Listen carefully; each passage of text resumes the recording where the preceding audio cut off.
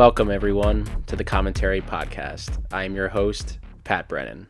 Today on the podcast, we are going to be watching La La Land. It was released in 2016, and it is written and directed by Damien Chazelle. The film stars Ryan Gosling, Emma Stone, John Legend, Rosemarie DeWitt, and J.K. Simmons. While navigating their careers in Los Angeles, a pianist and an actress fall in love while attempting to reconcile their aspirations for the future. Joining me for this rewatch of La La Land is Adam Cheek. I will drop all of his info in the episode description, so please give him a follow. He's great. He's a great podcast, so yeah, go give him a follow.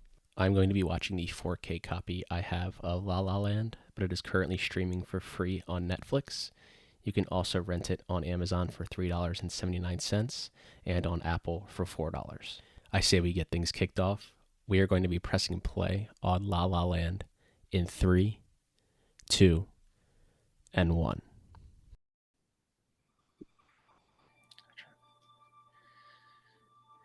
Here we go. Best Picture winner, La La Land. Just kidding. It was Best Picture for 5 minutes. Not even 5 minutes, maybe 3 minutes. Maybe 37 seconds. I love how they make this Summit logo like it was like in the 40s and 50s. Yeah, you get the retro CinemaScope.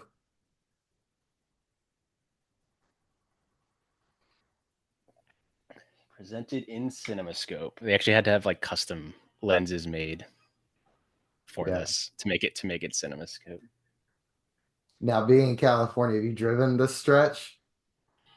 This is actually the same exact ramp in Speed that they jump over. Oh my God. It's the same ramp. It's the 110 and 5, I think, when they like meet. I need to go back and watch Speed again. Great movie. So, fun fact for those listening. And they didn't like, I think they said there's only like 20 cars that are like actually real. Everything else is CGI. Like all down the ramp is all CGI. And then obviously the cars driving are real, but like the ones going down the ramp are not. I never would have guessed. It looks really good. If you actually look, because I think I saw like in like a little note, if you like during that camera pan, if you look closely at the hoods of the cars, you can see little dents because they just did multiple takes and it's their feet that are actually denting the car like while they're dancing on it. So you can kind of see them if you like look really closely. Now that you pointed that black car behind the yellow one, I see it in that one. Yeah. It's like half of these cars at the end of shooting, their doors just wouldn't close because they kept slamming. Probably. I think it was one of the hottest days in LA at that year. I think it was like 104, I think. Oh, or maybe God. not that high, but it was really hot. And you're like wearing like jeans and like a long sleeve. Dude, I'd be drenched in sweat. That dude's definitely wearing he's got the dress shirt, the undershirt.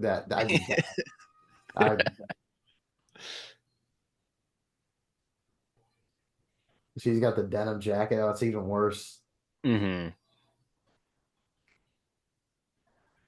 Here in Virginia, we always say it's always the humidity that kills you. And Oh yeah. I checked my phone as far as 100% humidity. And yeah, it was, you guys have the dry heat out there. Yeah. So you can feel humidity sometimes, but it's not like East Coast spot where you open the door and you're like, no, not going out there. It's just hot. Like you don't sweat as bad as you would if it was humid. Yeah.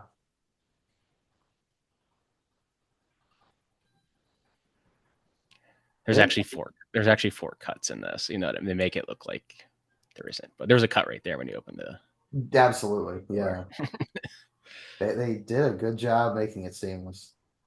Well, because he wanted to go back to like the 40s and 50s musicals where all of their dance numbers would be like in one take, as opposed to like musicals now. Obviously, there's a lot of cuts, so he wanted to be like this. I want to go back to the 40s and 50s where all of these movies had Technicolor. Their dance numbers would last like 4 minutes. Like Ginger Rogers and Fred Astaire. Like this movie's like they do a dance number for like 25 minutes, like just tap dancing for 10 of it. Like They don't make movies like they used to. They're right. We don't have 10-minute tap dances anymore. and they actually originally tested this, and I think they took this scene out, and it just started with Emma Stone and Ryan Gosling in the traffic when it pans down. Yeah. And like I think they were originally like they were just gonna have it start that way, and during the testing they tested both, and they were like, "You need, I like the dance number, put it before." So yeah, I was originally just gonna start with Emma Stone, Ryan Gosling, and Travis. I don't hate that idea, but it definitely like every single time I watch this, I try to revisit it at the end of every year or so, or after Mm-hmm. years. It feels like the right time, and every single year this thing starts, and I get goosebumps every Mm-hmm. time because I was never a musical guy. I never Mm-hmm. did a ton of them, but then this came out, and I was like, yeah, I don't like musicals. I was that guy. I was freshman year of college, and I don't like musicals. And then I went and saw it and fell in love with it. Mm-hmm. Soundtrack has been something I revisit all the time. Oh, gets stuck in my head from time to time, um, even after months of not seeing it, and just something about it. Yeah, this came out the first year that I moved to LA at the end of the year. Yeah, I don't know, just hit. I was Yeah. like, I live here now. And one of the well, when we get to the scene, it's like not too far past here. When she's like walking down the road, like down the hill. I used to Mhm. live like right around that corner, and I was like, oh, like in the theater, I like pointed, like I was like, like did the Leo, like, hey, The Leo meme, I yeah. know where that is.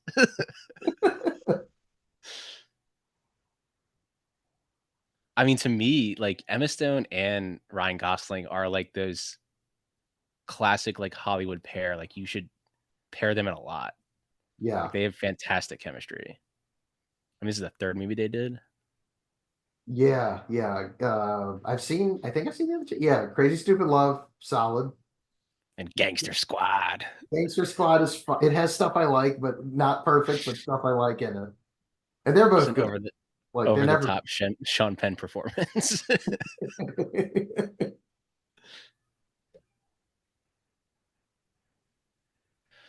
I always point this out whenever like I'm watching a movie, like I'm watching a movie with somebody or a TV show when they're on like a Hollywood lot. There's Mhm. never anybody like, unless it's like lunchtime.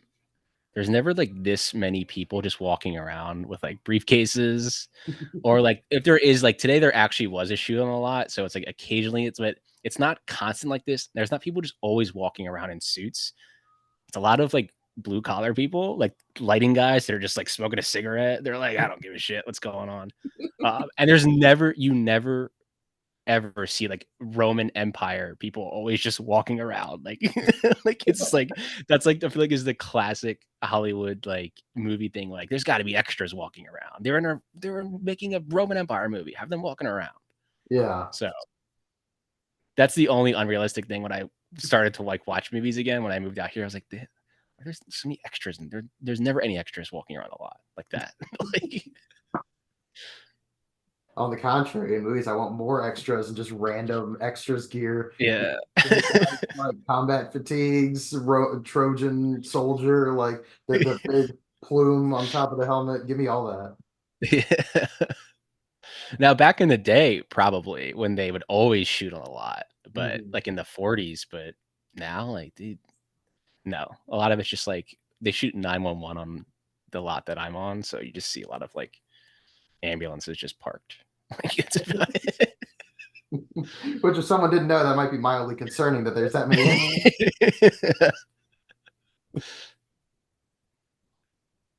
So this scene right here actually happened to Ryan Gosling. Like this whole when he's on the phone, yeah. So he like they just used it for her, of like she was like doing it, and they just people just kept coming in and like didn't care. Ah, I like that they appropriated that into the movie from like personal experience. I like that though. Hmm. I love just the amount of redheads that are just right here.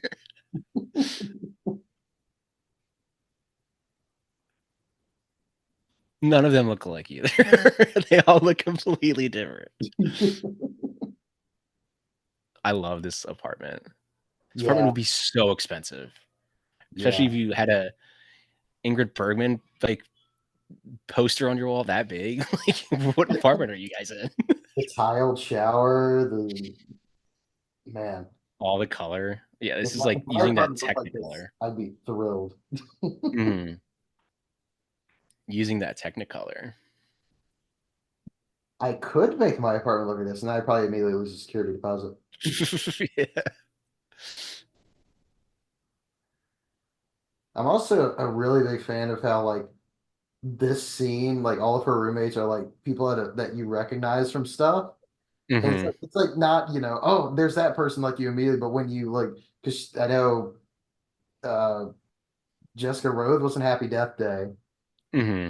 Uh, what's her name was Alien Covenant, and then other what's her name? I'm blanking was in like Ex Machina, and Yeah, she's an Ex Machina. I think all of them stuff. So Devs, Crazy Rich Asians. Yeah. yeah, Yeah, like his use of color is so good in this. yeah, Like more movies should do this. Like, who cares? Like if it's like, oh, there's 100,000 different colors. Like, yeah, like it's a movie, man. Like hmm they're all wearing just completely different. Like I think he said that Jacques Demy, the filmmaker, like is a huge inspiration for this.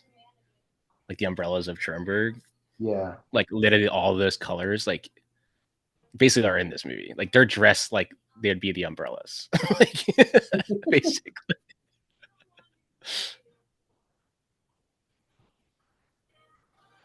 I need to know. I'm assuming that that's like a headshot from like Emma Stone's Zombieland days.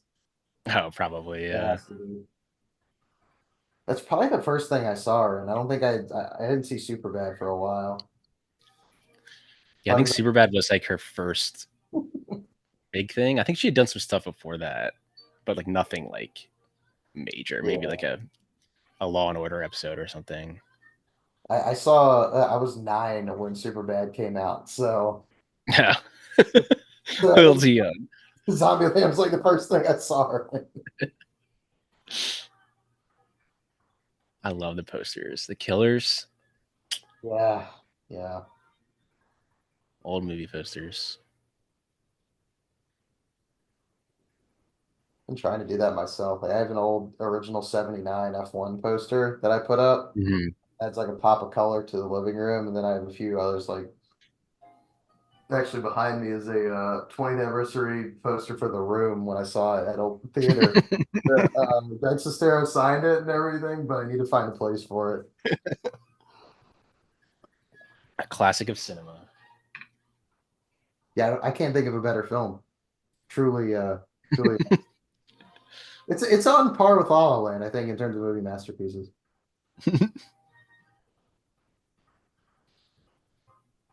My only regret is I didn't see this multiple times in a theater. I only saw it the one time. Hmm. I've been waiting for it to, I don't know, show it a second run. Yeah, At I the think I saw it only once too. And I know it's a quicker sequence, but like all those neon lights and everything, and obviously this came first, but like reminds me a lot of the you've tweeted about this multiple times. Once Upon a Time in Hollywood Hmm. neon scene. I'm a Yeah, sucker for that stuff. when they turn on. Yeah. Actually, when they first showed the road there, it said Gower Street. Like if you made a right there and then a left, I used to live like right there when I moved out to LA.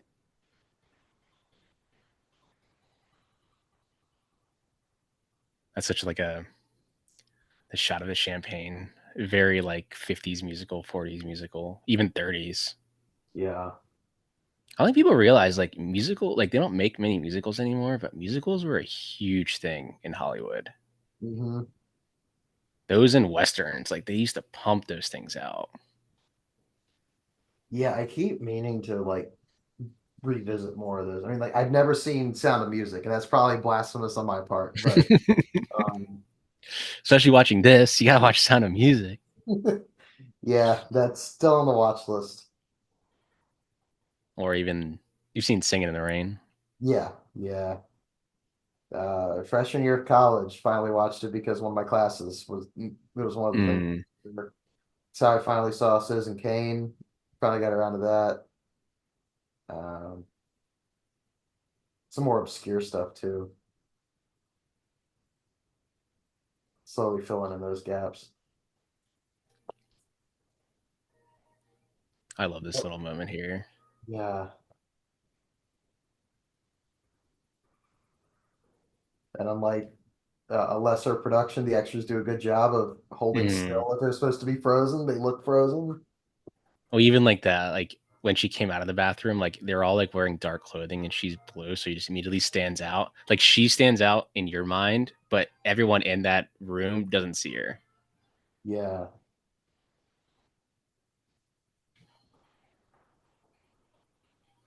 this spinning shot is so good. Mm-hmm. So good. Just great camera work.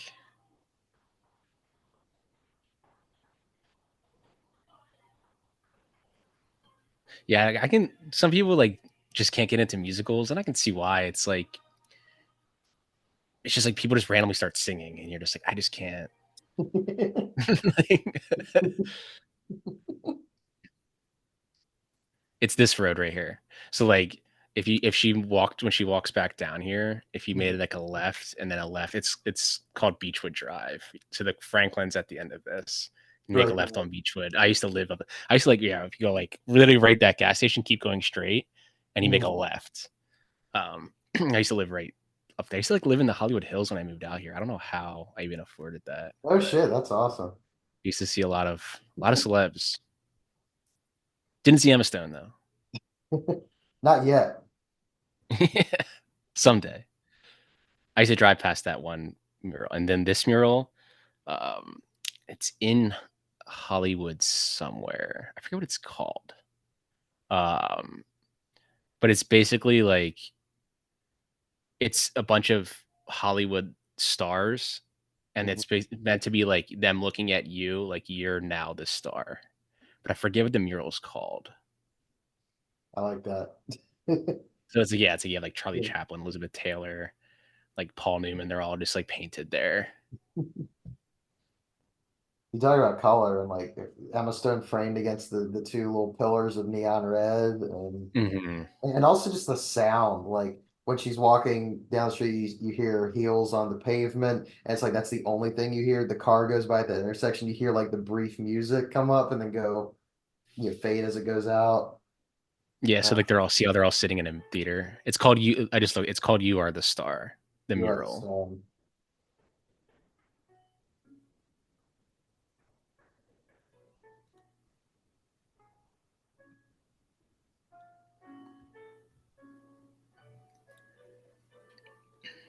Longer shots of this are so good, like Hmm. just lingers.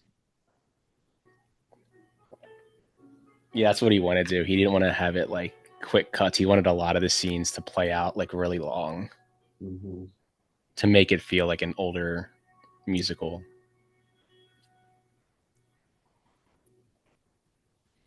Oh, Gosling.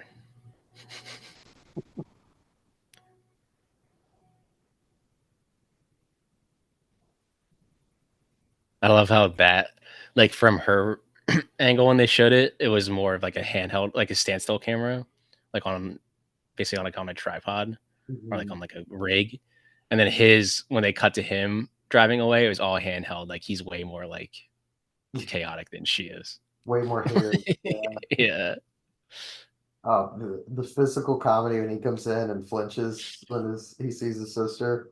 Oh yeah. It's just like I I need Gosling to do more comedic stuff. Like I don't want Mm. that to be all he does, but he's underappreciated. And I feel like Barbie last year and The Fall Guy this year are maybe helping with that, Hmm. that perception.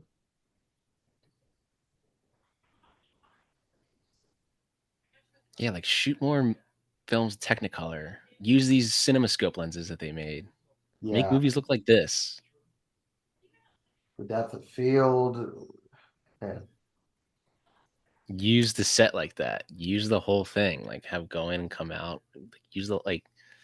If you watch like older films, like a lot of it's filmed like a stage play. A lot of it, and they use the whole set. Like people are walking to the very back of the set and walking back in.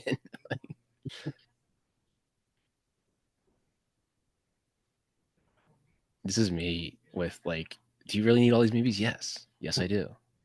Like, why do you need a copy of Mortal Instruments with Lily Collins? Because it was $1 and I need it.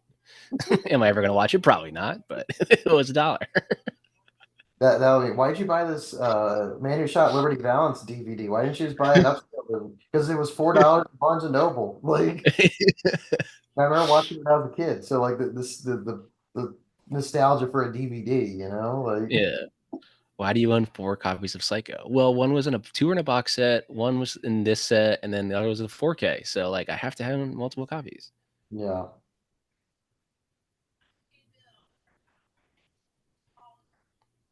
It's people like seeing me collect like baseball cards. Like why do you need all these cards? Like that's the disease. I collect all of it. I collect as much as I can.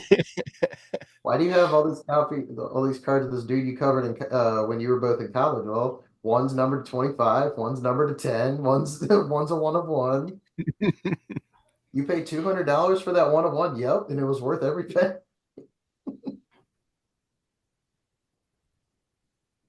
That's like Yeah, that's that whole sequence was one take yeah. I just noticed that of too.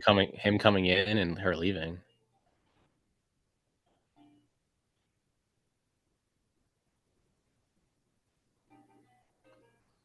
He learned how to play the piano for this. I don't know if you like. I think he learned in like 8 weeks. I knew he learned to play. I didn't know he learned to play that fast. So I think he like Damien Chazelle like sent him like songs that they were going to be using, Mhm. and he like learned how to play them in that time. But yeah, like John Legend, he's in this movie. He's like a classically trained pianist. Was like, yeah, I was kind of pissed that he like learned that quick. Like, it's like, God damn it, man. Like, And not to get ahead of where we are, but that one song that John and Gosling and everyone plays a band kind of rips. mhm. Yeah, I know it's supposed to be the bad jazz for the movie, but it kind of rips. yeah. J.K. Simmons was actually the first person cast in this movie Really? because there's originally going to be Miles Teller and Emma Stone, or not Emma Yeah. Stone, Emma Watson, Yeah.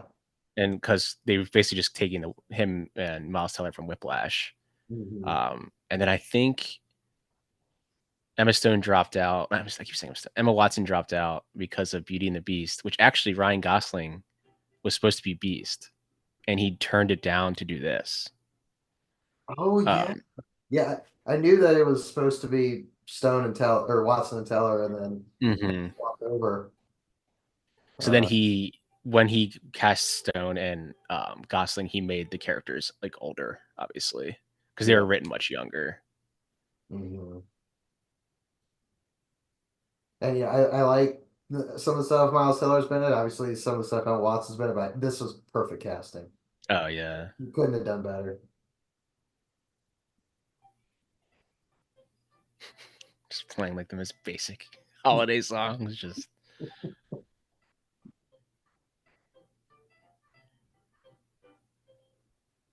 what I love about it, the sound design here though, is like you can't even hear the people around. Like you can only it's just him like basically sitting in silence when he's not playing and just he's again there but they don't see him. Yeah, just in the background. And then you have that camera shot there like as soon as you switch to like you go behind him and you switch essentially you're breaking the 180-degree rule as they would say. So Mhm. now you can do something different of him now playing the song. Yeah, like the colors just so muted, but the environment's so fleshed out because you have decorations everywhere. I mean, Mhm. You have all of the extras wearing just again like they're all wearing all black. He's yeah, wearing blue. So your eye's going to go to him.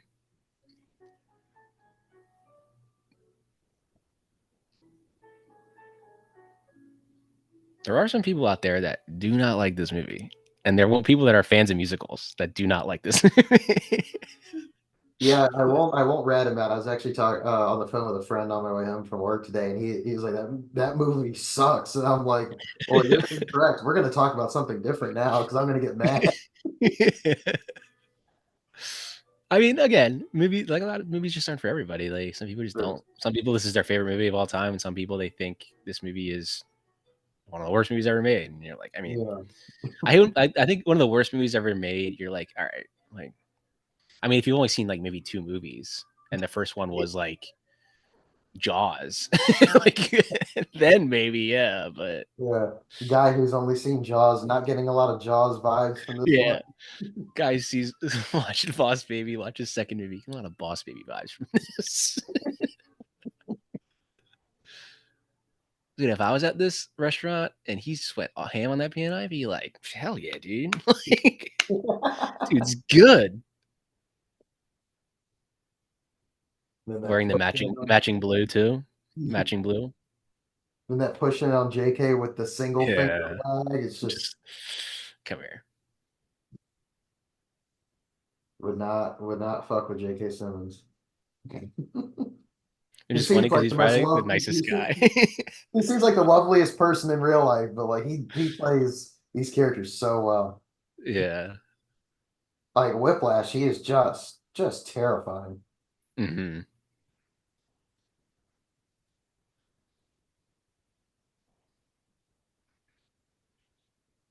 Like even he's dressed just in gray. Like you make them stand out in blue. Hmm. Again, using the whole set there. Super long. Yeah. Sir, why would you walk past Emma Stone?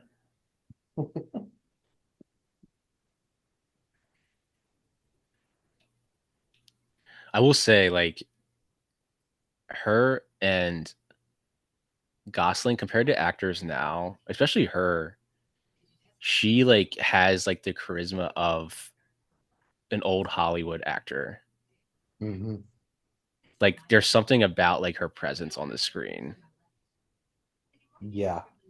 But there's something commanding that you don't see every. Yeah. Yeah. Like when people say that like new like the movie stars now, it's like Emma Stone is there. Like she is one of the top stars. Yeah. I mean, she's 2 Oscars for a reason. Hmm. Like, because I mean, when this movie came out and she won, I was kind of like indifferent on. I was like, yeah, good for Emma Stone. Like, but the more I watch this, the more I'm like, wow, she like really commands the screen here. Yeah. Yeah. I mean, with leading up to, I mean, you had like what Easy A like was kind of Superbad and Easy A were kind of the first two big things, and then Hmm. or Zombieland, I guess, was before Easy A, but you know, supporting roles, a lot of them. This was like I feel like one of her first like leading roles. Like in a, I could be wrong on that, but Yeah, I think we could say like this Zombieland, but I guess she's kind of supporting in that. Yeah, Easy A she's leading, but Easy A. Yeah, that's not something she's gonna get nominated for. But like in a yeah. to get nominated in like one of her first like true star turns is Hmm. I love how he looks over it too. Everything taking these constantly looks over. Yeah, yeah. Actually, this yellow dress was actually only used just for like a stand-in, so they can just see how it would look, just so they can get the framing right. And they were like, oh. "Wait, we should just keep this because this looks great." Like again, like you have her; she's the only one like wearing the yellow. Like just immediately, your eye goes right there. Mhm. Costume up everyone else, just like normal pool extras, and then that Hmm. stands out. Dude, if Emma Stone looked at me like that while I was playing, I'd be like, Yeah, 100% agree. Also, huge fan of the subtle Gosling stuff there with the singer keeps looking at him. He's like, "Yes, yeah, I'm all in yeah, on this," and then immediately goes back to being completely apathetic and pissed. yeah.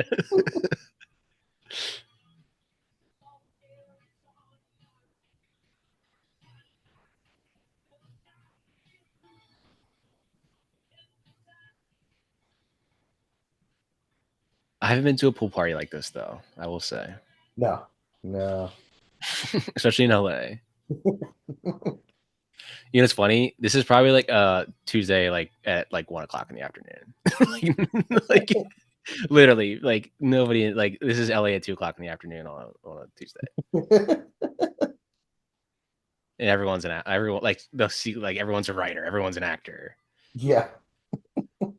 Even though the guy that says that he's like I got a couple screenplays going. Like when they originally walked in, Yeah. he actually did. Like he wrote like an Ice Age screenplay. Like, he's actually like the right Oh, screenplay. oh my God. I had no idea.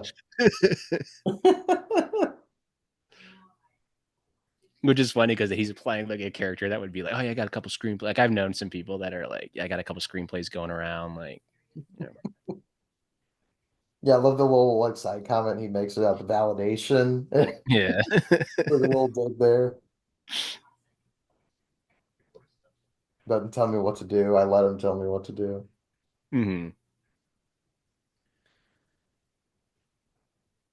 Next set, like pushed him.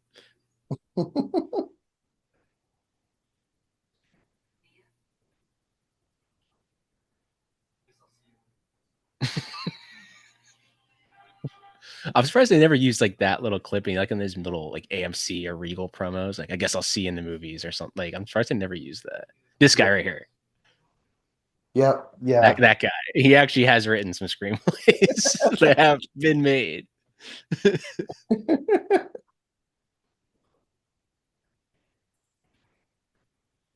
I forget his name though.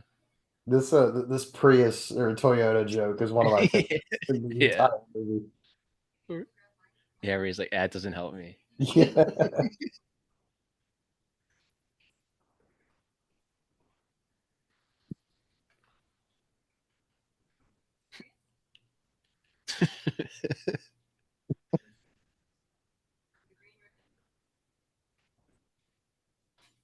I love there in that shot, you didn't see his car at all. Mm-hmm. So when you come to the end there, Yeah. they actually use these same lampposts like 4 times in the movie. Like throughout Oh, the movie, you'll see yeah. them when they're on the pier because they're not on that pier. There's Mhm. been like a bill in I think the Santa Monica pier that they've been trying to get that. Mhm. I don't know if Santa Monica, maybe Hermosa, to get the lights installed because it became so popular. But I don't know if it passed through or not. So I've actually haven't been there so in a long time. Again, I barely go to the beach and I live in LA. I'd support it being passed. Is that actually now you mentioned, is that one of the same lampposts they use in like the fake sets later Mm-hmm. They in use the that same final ones. montage? Yeah. Yeah. Mm-hmm. They shot this over, I think, 3 or 4 nights, and they only had about one or two takes they could do per night. Probably, I don't think it was over 3 or 4 nights because whatever it's the fourth take they ever did of it is what you're watching right now is the fourth take. So they would do like 2 a night. They would do 2. I think it was over 3 nights. So they did 6 takes. Mm-hmm. And at the end of the first take, obviously they'd be sweating. So like they'd be caked in makeup. So right now they're like sweating pretty good. So, like, just a bunch of makeup on. This is the Ginger Rogers Fred Astaire moment right here. Right.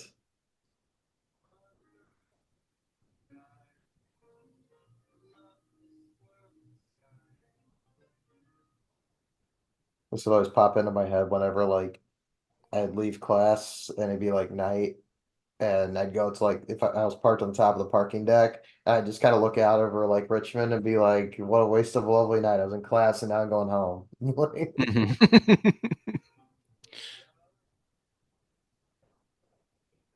Yeah, I think this is the road behind where the Griffith Observatory is.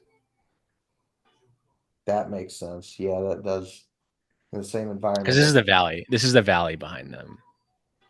okay. Valley.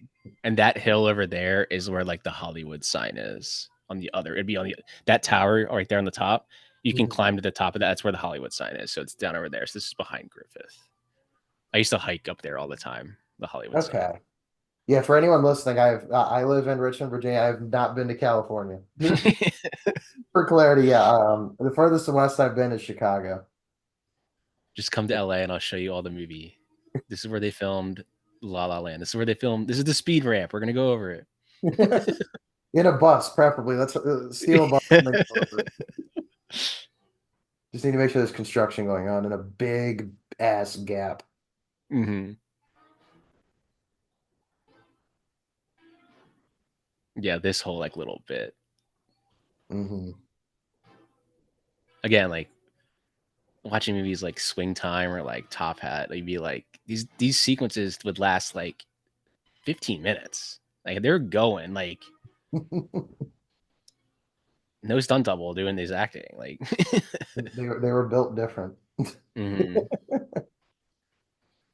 Yeah, I forget what the movie is. I'm blanking on it, but it's with Gene Kelly, and he does like tap dancing on like roller skates for like 5 minutes in the street. And you're like, That you know, the talent and the athleticism you have to learn like to do this. Like now you'd have just doubles. You'd probably CGI someone's face on someone doing it. And movie posters coming up soon. Yep. I always do the Leo pointing thing when it comes to that. I'm like, hey, this poster. It's a great poster. It is.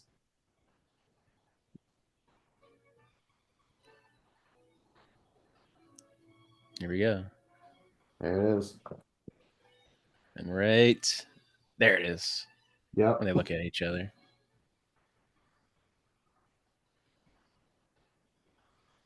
I think this is when I was in theaters, I was like, this movie's pretty good. And then I got to this part, I was like, once it ended, I was like, all right, we got the juice. We're juicing. We got this. Yeah. Especially someone that watches like so many old movies. I was like, yeah, we got the juice here. They know what they're But I think it's doing. like I think it's a lot of people's complaint though. They just like they say it tried too hard to be an older movie. I Hmm. was like, I think that's the point though. Like, yeah, it's not gonna hit exactly like watching Singing in the Rain or something. Like, but Yeah.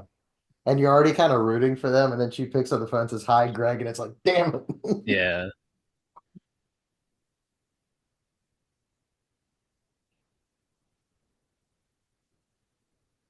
Then you have them enter the frame on opposite sides of the audience Hmm. after that phone call. I want to see this in IMAX. Yeah, I Bring wonder this. if they'll maybe in a couple years on 10-year anniversary, I could see them re-releasing. Yeah, it only See just it in hit the me that this is almost 8 years old, and that's insane. I know. Like it, I know I've been in Hollywood for almost a decade now, and you're like, wow, it's like a third of my life I've been here. I mean, this is basically like a home now. When I say I'm gonna go back home, and I'm like, wait a minute, I've been like, this is home. Like I don't live in Philly anymore. Like,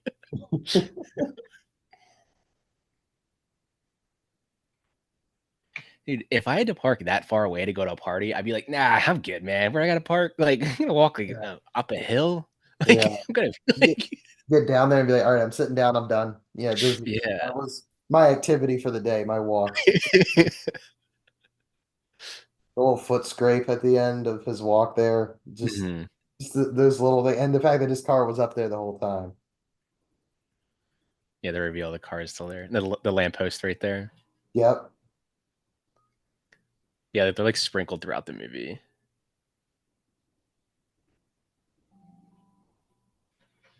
I'm curious, how do you, because Chazelle's what, 4 movies in now? How do you end up ranking his four? Um, I think overall, I think this is. I guess no, he's got five technically. He's got five. His first movie is like really small indie. Oh yeah, Um, I haven't seen that one yet. That's right. from like a directing standpoint, I honestly would say probably Babylon might be his best directing. Hmm. And then out of this and Babylon, I think are probably there. Um, I think this is his best film overall. I'd agree with that too. Um, I think First Man's pretty solid too. Babylon, obviously, there's so much Babylon controversy every like week on film Twitter. But like from a film Twitter from a directing standpoint, it's like, I mean, yeah, I can say it's 3 hours long, but like this is directed pretty damn well, man. If you don't like the story, like there's a lot going on here. Like, Yeah, and then I mean, I don't know. I don't think he's made a bad movie. I will say that. I'd agree with that. Like if I rank them, First Man be at the bottom, but like that's not below 4.5 for me. Like Hmm. all four of them, like Babylon, you know, I saw it a second time. I saw it twice. First time, it's just a lot to take in, and the second time, I'm like I'm reveling in this. I love this. Uh, Hmm. got like chills when like the movie montage at the end happens. Just like pure love for the art. Hmm. And this is kind of, pure love for movies too. More, you know, like they're both story based, but like little Yeah. tighter of a narrative. But I love both of them. First Man as a space nerd, I love that. And Hmm. Whiplash is just one of the most intense things you'll ever watch. Yeah. This is the only lot I haven't been on is the Warner Brothers lot. Gotcha.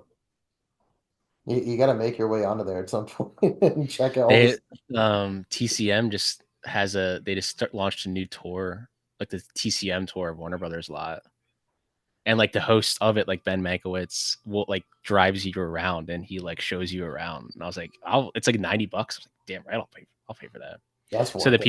the people in this scene right here are their doubles. So that's Ryan Gosling and Emma Stone's like stand-in double for like No when they have way. Oh my scenes set. God. Yeah. So like they gave him a little screen time. And then the guy Yeah. that stopped them, like the guy that stops him, like, hey, we're shooting, is the actual assistant director, like second assistant director of the movie. That's great. I was just probably like, we need extras. I'd be like, what about you? You guys want to go in? Like, Yeah. if like, yeah, Yeah. all right, I'll give you some screen time. There you go. Yeah. It's funny because in contrast, Check like the gate. Shoot on film.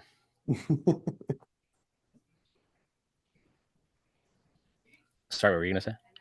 no, it's just like seeing them in contrast with their doubles, like right there. It's like, no way those are their doubles, but when Hmm. you use them, there's no, you're not gonna look that closely. Did you see the lamppost to the left I of think this so. soundstage there? There's at least, I want to say it's during this scene, there's a shot that it's like I think it's the exact same angle we see at the end of the Fablemans of that those Hmm. couple of particular buildings, which I saw that in three theaters like three times. I love that movie. Hmm. The tilt up. We got to get the horizon. It's got to Yes. be on. So David good. Lynch with the greatest cameo of all time. Up there it is. Yep. Playing John Ford. Yeah. Yeah, this is Warner Brothers. This is in Burbank, Hmm. Burbank, California. Disney lot is also in Burbank, and I will be unfortunately, or we are moving to the Disney lot. So I gotta get out there. I gotta take some tours. yeah, I'm on the Fox lot, so just like walk around, just hang out. Like you can go Yeah. up to the plaques and be like, oh, they shot Gentleman's Agreement here. Gregory Peck was standing right here, and you're just like, oh, they shot the X Files here. Cool. Hell yeah.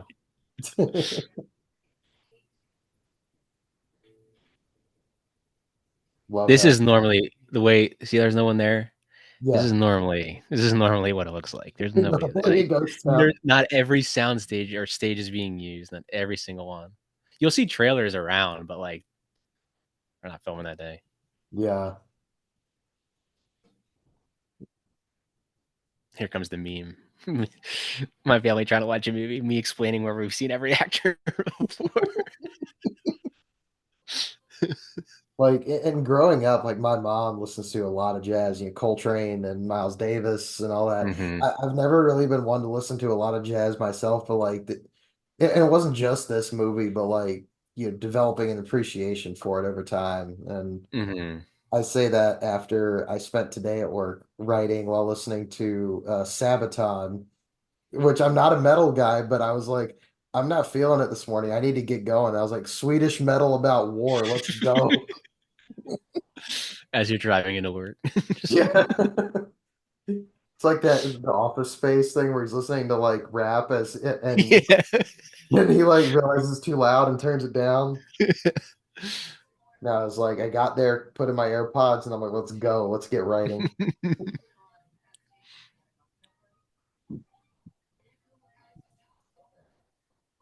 I went Yeah. through the soundtrack a couple weeks ago, like, uh, Hmm. and it's just like I remember everything, like every lyric, every single thing. It's embedded.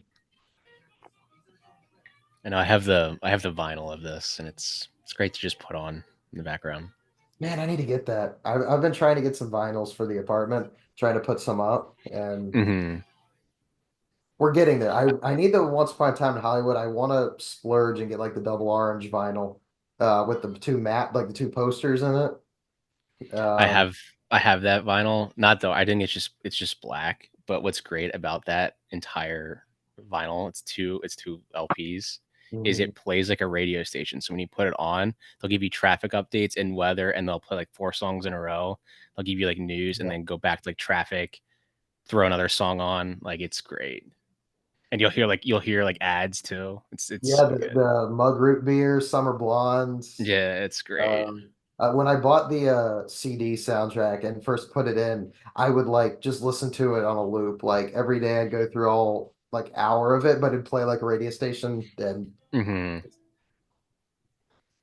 whoever engineered that did it. Tarantino did Yeah, it perfect. very meticulous. Yeah, I love that. Dangerous Minds meets the OC. Like, I'm sure that's been pitched before, which is Yeah. this is me. I've got the bullets. And someone being like, yeah. And I'm like, you haven't seen that.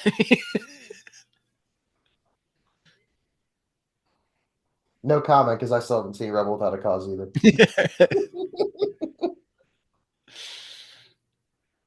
I've seen like 1,700 movies, I think, from what I've calculated on Letterboxd, but like actual feature films, but there's some blind spots, man. Hmm. Schindler's List, never seen it. Silence of the Lambs, never seen it. And one of my buddies will not let it go that I haven't seen Silence of the Lambs. I mean, 3 hour movies are definitely like you gotta set some time for that. Yeah, that Schindler's List and Apocalypse Now are the two that, like, my understanding is you have to be in a really, really like certain mindset to sit in for them because you're going to be really Hmm. depressed after. Yeah. Yeah. So these lampposts aren't on this bridge. Or LA Sunset's always this gorgeous. Yeah. Damn. There's you'll be sitting here like I'm in Long Beach, so like it'll be cloudy like all morning till like noon or one, and then it's just sunny, not a cloud in the sky. Man. Yeah, and I think this is Hermosa, the this pier. Um, yeah, LA sunsets. All of my LA experience comes from playing GTA,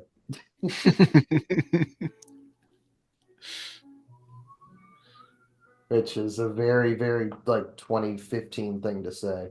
Yeah, It's true.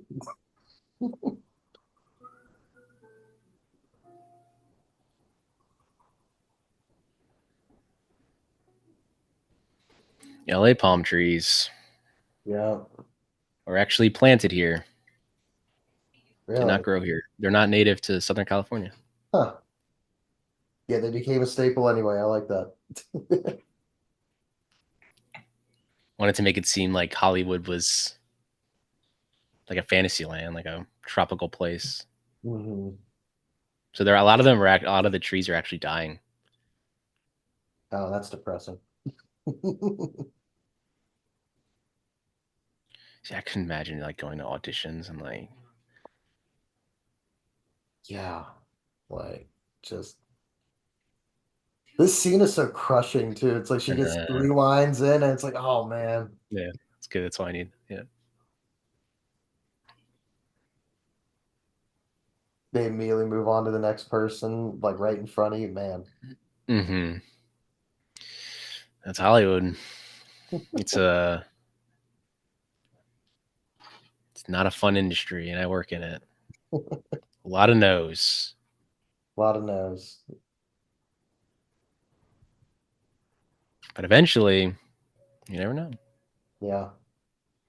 I do a article series for the Motorsports website on racing movies, and I've thrown interview requests out a lot, and it's been a lot of no's, which like obviously someone Yeah. outside of the movies specifically or Hollywood specifically, I expected, but it's like, damn, give me one yes.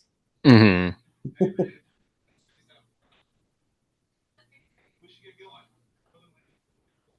The guy that did stunt work on Ferrari, I talked to him in December. He was awesome. Uh, Hmm. 'Cause he's done a bunch of stuff. Um, That's sick. Stanton Barrett's done a lot of stunt work and he's driven a NASCAR for like 30 years. He was cool. But like, I'm probably butchering the name, but Asif Kapadia, who directed Senna, like one of the best documentaries of all time Hmm. that I've seen. Like, I'd love to talk to him, I to love see the reveal this thing. there. Oh, sorry. I love the reveal there of when you first see her boyfriend, it's through a mirror. Like Yeah. it's not actually on him. Mhm. Because it's like the audience is like even like you're watching it like you don't feel even connected to that. Yeah. There he And is. He's in the Social Network. He's the other Winklevoss twin. really? Yeah, Wait, he's the wait, one they CGI which his face. one? They CGI his face. The guy in the middle. Okay. They Oh, the CGI guy in his the like middle. they put like dots on his face and put Army Hammer's face on. But he's in one scene. It's when in Social Network when they come out of the bathroom and they like stop the guy walking in. He's like there's a couple girls in there and he just goes sweet and he just like walks away. Like yes. Yeah, and the other guy, her boyfriend Greg, he was in something, and I'm completely blanking on what it was. Hmm. Yeah, I've seen. I always blank on what he's in.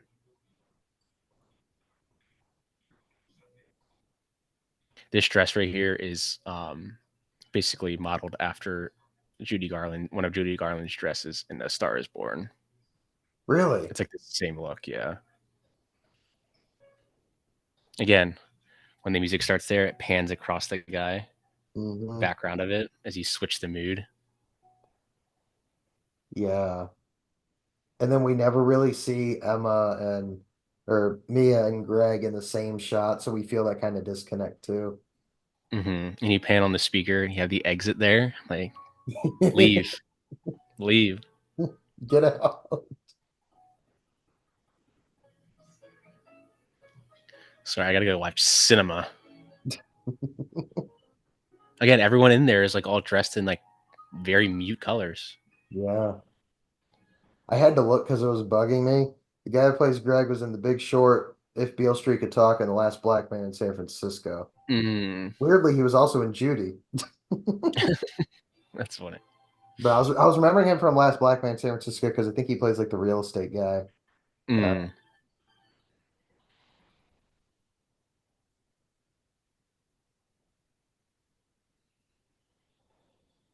Big fan of movie theater scenes. Like you look at like True Romance and like the Christian Slater and Patricia Arquette in the theater there. This Hmm. one,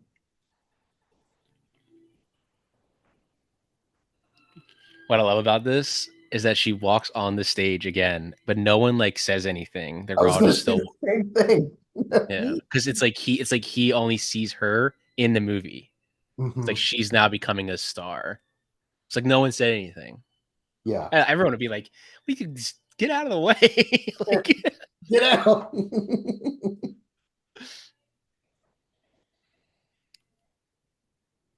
there's Griffith. Still looks like that.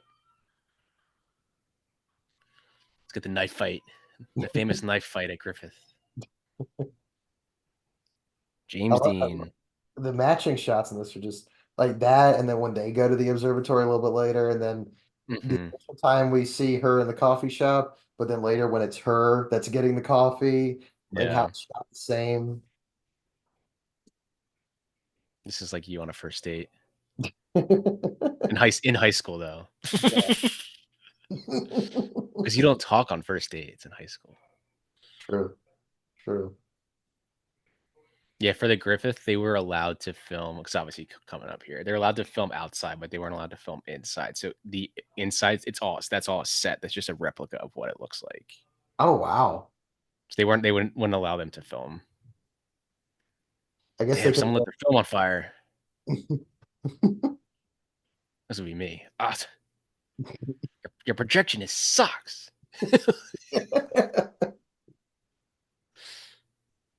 I've been trying to like find like see more stuff like on projected on film. Like last Hmm. year, I was able to see Inglourious Bastard on 70 millimeter, which is That's really sick. good. I really, man, I wanted to see The Hateful Eight when it was on 70 millimeter Um, during its the road tour. show. Closest was DC, and I was still in high school. Like I'm not, I can't get. Yeah, I saw that road show. It was playing at King of Prussia Mall. It was great. You got a program, intermission. Is this as good as everyone said it was? Oh yeah, it was great. We had Yeah. the intermission. It came when the cuts back when it's like, while you were gone, so many points. Yeah, this is all a set. They weren't allowed to film in. But that him driving up and doing that same shot of the car driving up, yeah, that's actually Griffith. Yeah. Yeah, I guess he couldn't really throw her into space within the real observatory. Yeah. God, that shot of the mural and the turn as it goes. Hmm. Again, like even this scene here, like you have this whole musical number with no dialogue, and they had musical numbers like that in the 40s and 50s, or to just be like a 5 minute musical number. They don't say anything; they're just dancing. We used to be a real country. Yeah, movies used to have Technicolor. I remember There are being they still use some Technicolor sometimes, obviously for this. So, but this was we need also like more, again almost 10 years ago. we need more of it. I mean, like I just saw Furiosa, what, a week and a half, almost 2 weeks ago, and I'm like, more movies need to have this amount of color. Hmm. Exactly.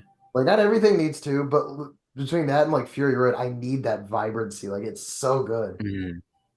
Because again, it's like I always say, like it's a movie. Like if you establish early on that this is what the color of the movie is going to be, the audience is going to buy it. Like okay, Hmm. or you establish the lighting. If you're going to have massive shadows, like make a noir, audience will be along as long as you establish it and be like, this is what I'm doing.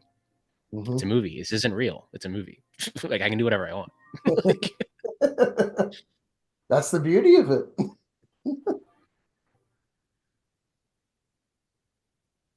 oh no.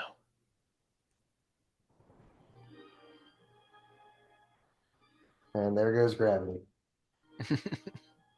That's the thing. Like when this came out, like after I watched it, I hadn't seen Whiplash. This is the first Chazelle I ever saw. And Hmm. I was like immediately like, I need to see Chazelle's next thing. And it took 2 years. But Hmm. it was when a buddy and I were doing a movie show on the radio VCU, and we talked about First Man a lot, I think. Um, we did a whole bunch of stuff. It's like now I miss that. Like I wanna babble about movies. Hmm. My I love outlets are that my shit. letterbox reviews and Twitter. And that's it. Yeah. My letterbox reviews are like one word. This was great. Like I don't like. I'm not gonna write an in-depth thing here. I don't really. Yeah. That's why I have this. What was the first movie you did for the podcast? Halloween by myself, It's a good way to start. and I think I did Jaws. That's a great way to follow up. Open with two 70s Got classics. hit with the bangers. Hell yeah.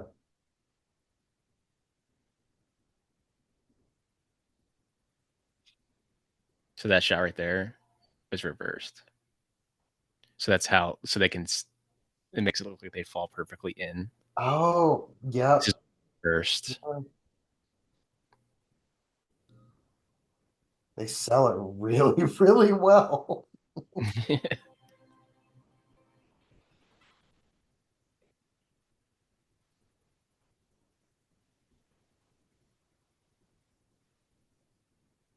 Genevieve. Holy hell. Need to know more. I need to see that play.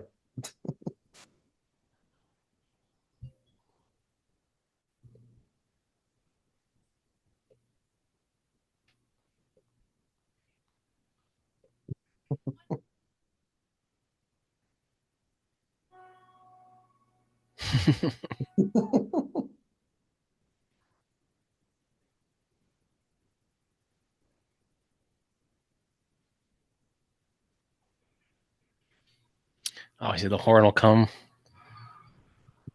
into play later. Yeah. Actually, think about it. The horn is kind of like him announcing the beginning of like each act. Him blowing the horn in the beginning, Oh, now, and yeah. at the very end.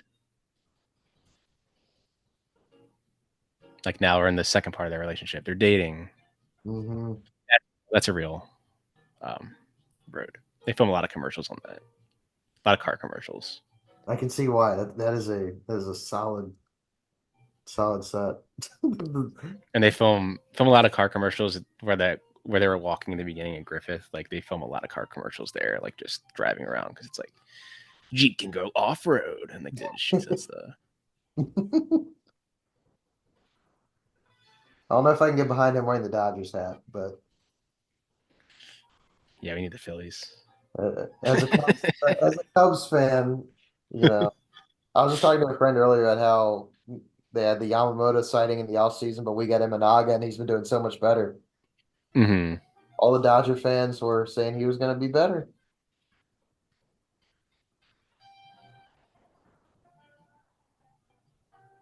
There's so many scenes in this thing. It's just euphoric. Mm-hmm. And then it just crushes you at the end. Yeah, no.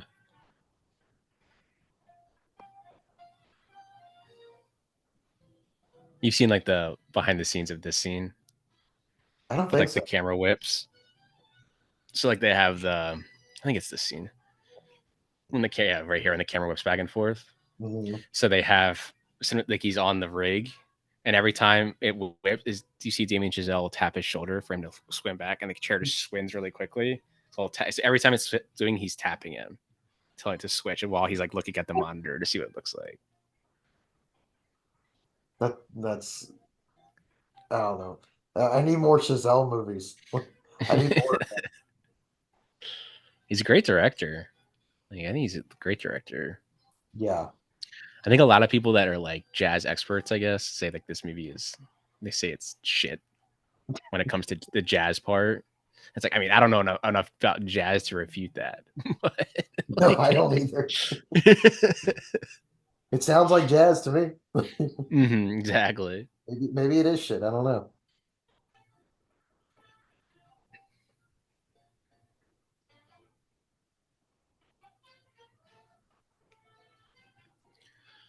Their drinks perfectly set up. No one's stolen them. No one's taken them. Yeah. No Yeah, and in one's comes John Legend. John Legend and his turtleneck. like John Legend and Emma Stone are like the only ones that are like wearing color again here. Yeah.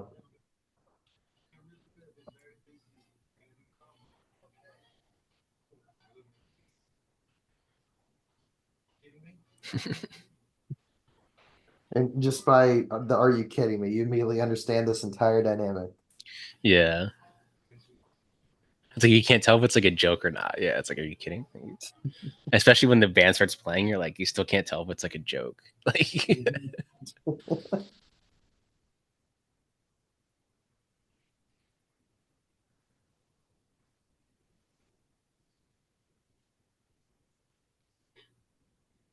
genius. That's me walking out of Spielberg movies. Genius. It's genius. I love that. Fuck them. You always say that. Yeah.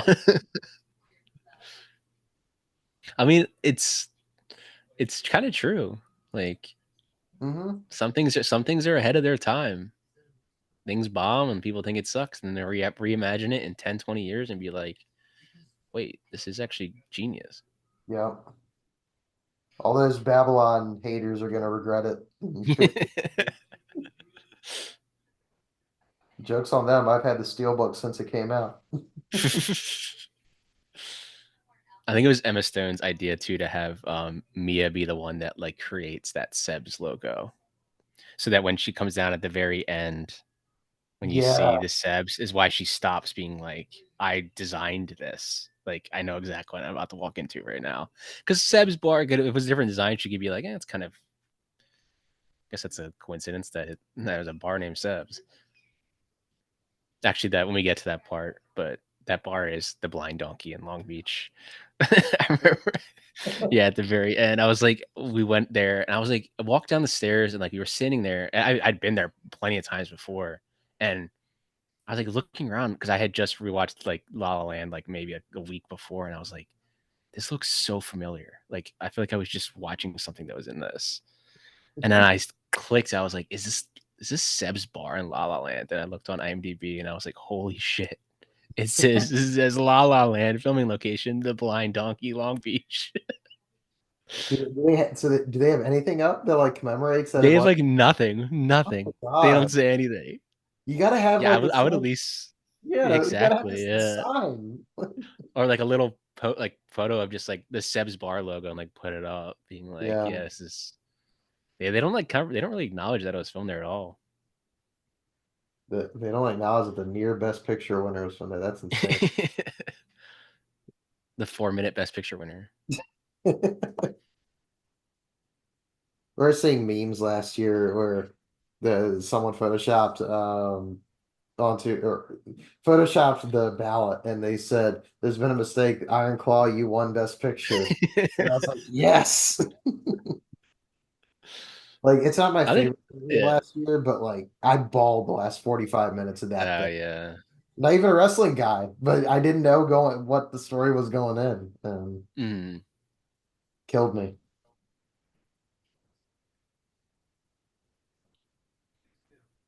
And when you have him enter the band now, he's like dressed all in the same color as them. Hmm. He's becoming one of them. Yep. Not following his dreams.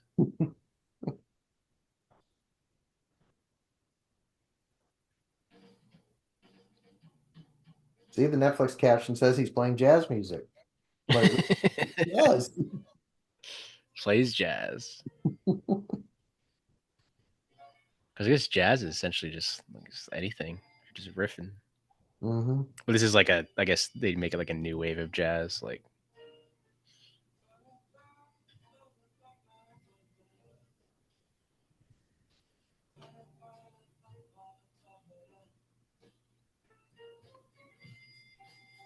yeah, that's when he's like, um, Like, he just looks behind him. yeah.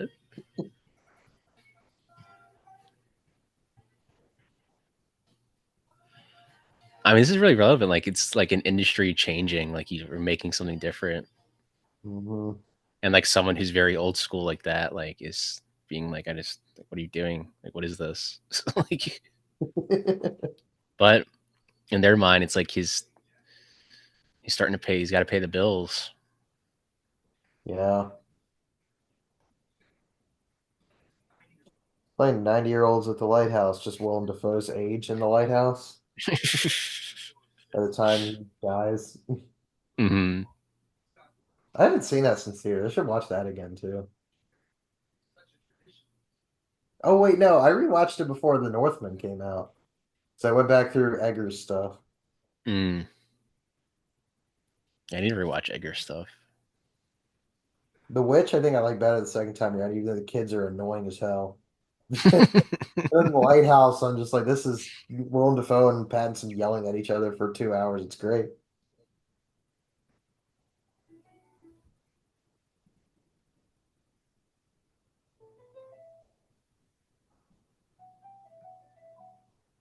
Probably my favorite scene in the whole movie. Singing City of Stars together. Hmm. That lighting, the greenish, Gotta contrast. have the Vertigo reference. Gotta have Yeah. it. You gotta Yeah. do a movie about Hollywood. Gotta have the green window.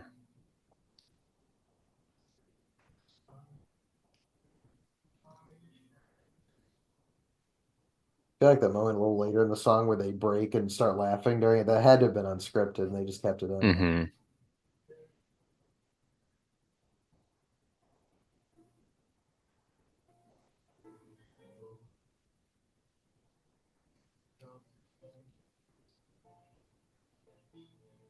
It's pretty like mellow song for like a. Especially, I think they submitted this. This is the one they submitted for the Oscar Yeah, I don't for like remember. your like lead song, your theme. Yeah, I don't remember what won that year. I know this one's I school. don't know off the top of my head.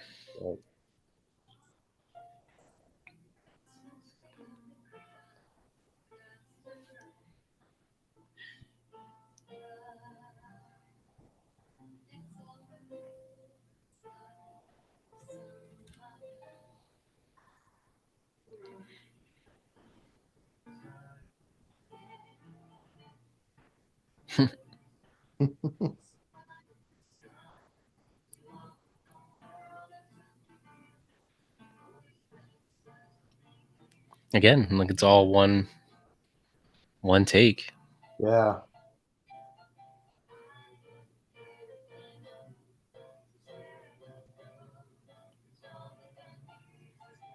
Yeah, honestly, I think like this pairing to me, like I said earlier, is a very much old Hollywood style pairing. Like if they God, were around in the 30s and 40s, they would be signing deals with the studio, like whatever studio they're at, that they're just going to be starring in musicals.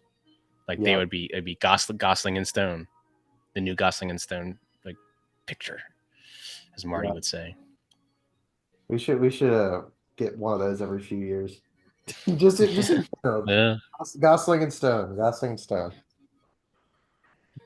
Doesn't matter what it is, just put them in there. Hmm. They have that feel of though, like I said, old Hollywood, especially Emma Stone. Hmm.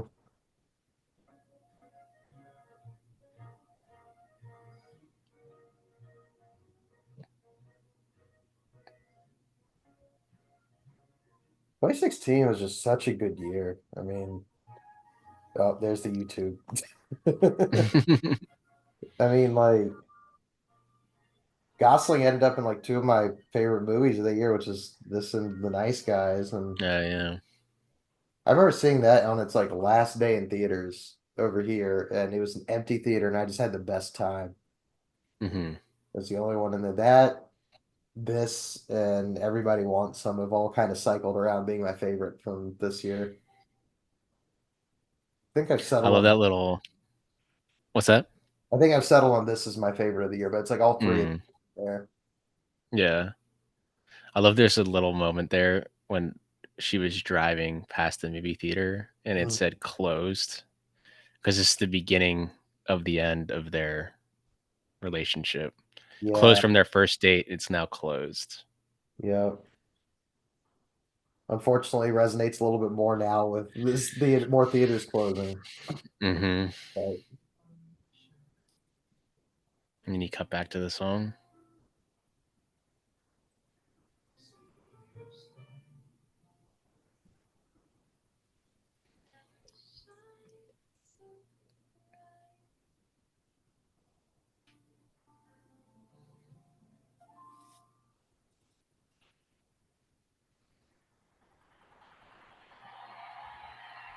Here you go.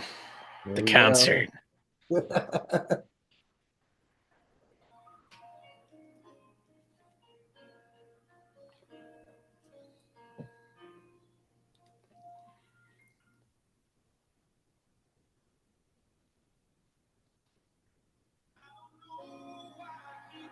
Like all the people in the movie, this is the wrong kind of jazz, and I'm just like the cat bobbing the head gif.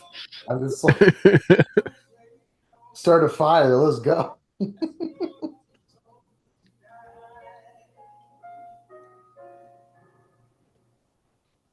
little shrug here. Yeah.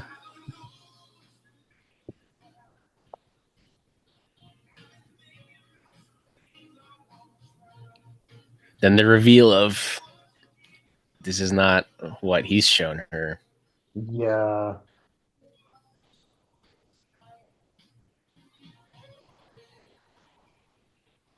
Yeah, those are all like those close-ups. That's all Gosling's hand.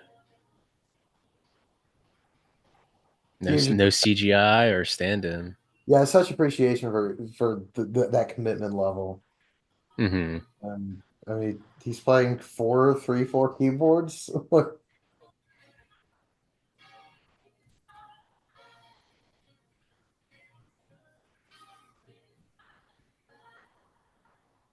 They got a whole ensemble. I always forget how big their band is when when they get to the scene. They got all the backup singers, yeah, the dancers, everything. But again, like for this musical number, look how many cuts there are, Yeah. as opposed to when they're doing their numbers together. It's all one take. Hmm.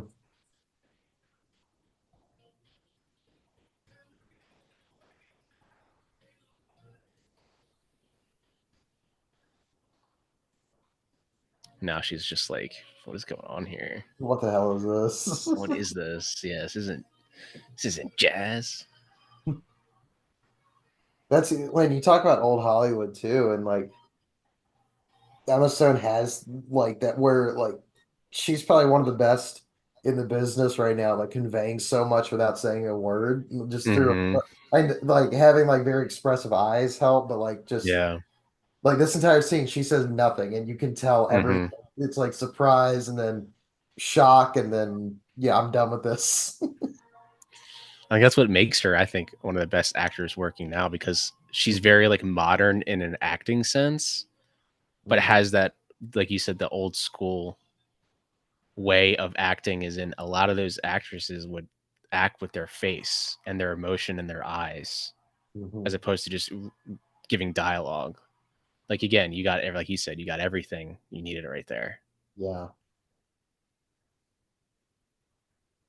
I don't think I noticed this last time I watched it, but we end as Gosling notices she's not there and his face Mm-hmm. falls in hard cut. Yeah.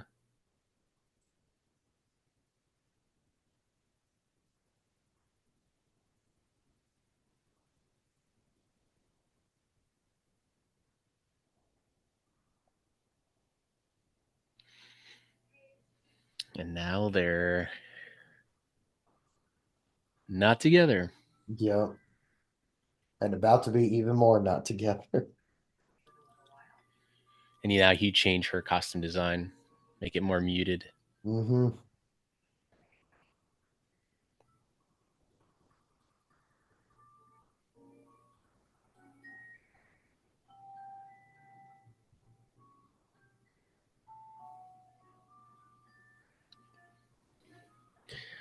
Oh no. Wait, he's not on tour?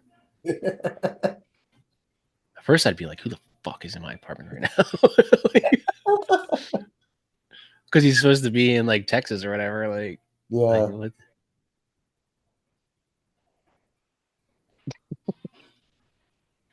The physical flinch again. I love Yeah. Gotta get that vertigo lighting. it.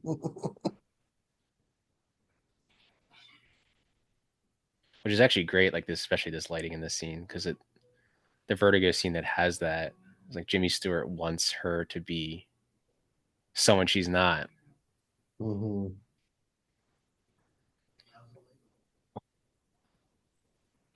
I think it's funny because Vertigo, I think we mentioned Singing in the Rain earlier. Both of those weren't in my like classroom movie class. I had a movie class freshman year in a theater in the Gray Street Theater in Richmond, where we would watch movies like on like the actual screen. And Mm-hmm. Vertigo and Singing in the Rain were two of them. And or was Singing in the Rain at home? I don't remember. Vertigo was definitely on the big theater screen and Mm-hmm. like just perfect setting to watch that in. Mm-hmm.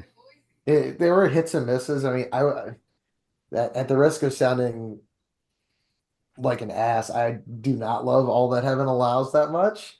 That's one we watched on the big screen, but like, I mean, we watched uh, Life Aquatic. I'm blanking on a few of them, but like we watched some really good stuff. Yeah, Douglas Sirk can be a lot of. I even think Scorsese. I was listening to him and Ben Mankiewicz talk on TCM, and he said he didn't like a lot of Sirk movies when he first started to get into. He's like, I just didn't get him. I get him.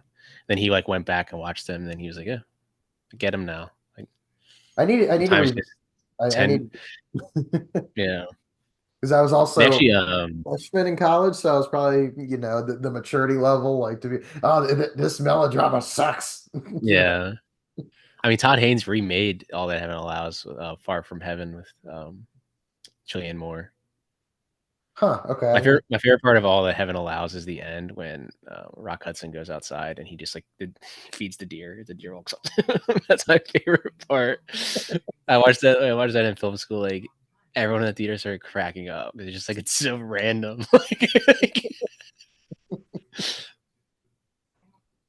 This scene here is what I said was the most rewritten scene of the entire movie. Really? And Gosling and Stone, I think they improvised a lot of it. They shot this over a couple of days. We rewrote a lot of it. And again, a lot of their scenes earlier were all one take, and now you have this argument scene is it's Yeah. cuts back and forth. Like it's A not how it was. little more of a rift. Yeah. Mm-hmm. I say a little more. It's a lot more of a rift, but Because now you're like again, and you're shooting them close up now because you've been using your CinemaScope. Like you've been shooting really wide, and now you're shooting close up. Mhm. The magic's gone. And I always like this is how like I'll watch and analyze movies, and I'm like, am I being too overanalyzed? Like, is this really what they're conveying? Because I'm sure some people will be like, shut up, Pat. Like, just watch the damn movie. Like, but it's like, I mean, they're choosing these close-ups for like a reason. Like, I mean, if you're watching like a comedy movie, like, I mean, it's not really in-depth filmmaking there. Like, that's more of the story-driven. Yeah. A lot of story is told through visual. Like, it's obviously you're listening to the dialogue here, but from a filmmaking perspective, also other people are going to be looking at the scene in general and how you're putting it together. Yeah. And I like that. I like that you pointed out that it's, cutting back and forth more than the one takes because I'm sure it's something I clocked before, but never really, Mm-hmm. thought about.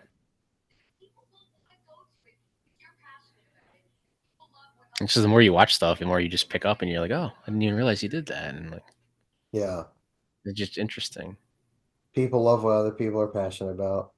So good. I mean, this is like the most real conversation of any like human being. Like, it's time to grow up. I have a real job now, and he said, I got to pay the bills. I always say that. This is the dream, but I got whenever I'm at work.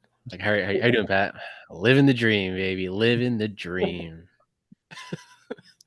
I think I can, I don't know, like, and there it is. Mm-hmm. Then you stop the music. hmm Damn. That's like after leaving the sports radio job I had last year, I think I can relate to this a lot. You get complacent with what you're doing, if it's what you like doing, and you don't realize that it's kind of, eating at you. Yeah. You're just going through the motions. You don't Yeah. even realize it. And I've like self reevaluated ever since, and like I'm doing the podcast on the side, and I'm so much happier where I'm at now, just doing a full-time job and out on the side than Mm-hmm. doing sports stuff. And it wasn't even full-time, so you retain the connections you have, and you do what you like, and yeah, I guess it's that complacency that I'm noticing now, where Gosling kind of got there, Mm-hmm. and I'm like, damn, I kind of relate to that now.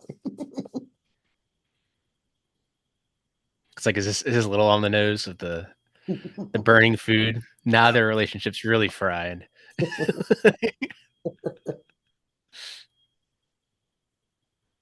That smoke alarm sounds exactly like the ones in my house. So whenever this scene happens, I I always know.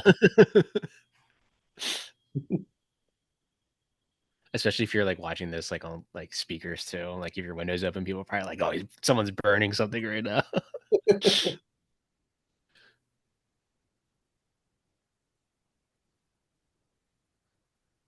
Damien, if you're watching this, send me one of those Boulder City posters, please.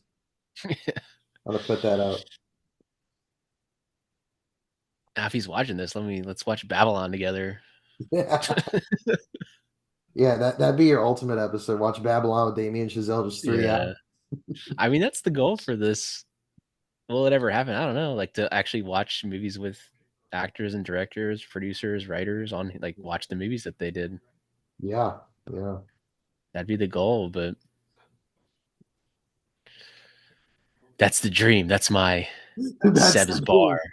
That's my Seb's bar.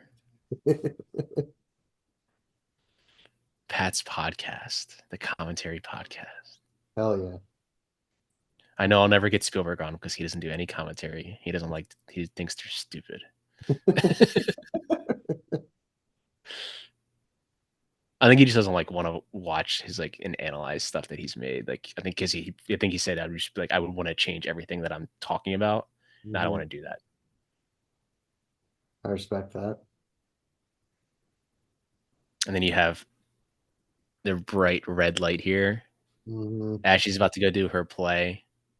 When you're then in the reveal that nobody showed up. Yeah. It's almost like the death of her dream right now is about to happen. Out into the light. And then use that same behind the shot later and when Mhm. she's the actual movie star.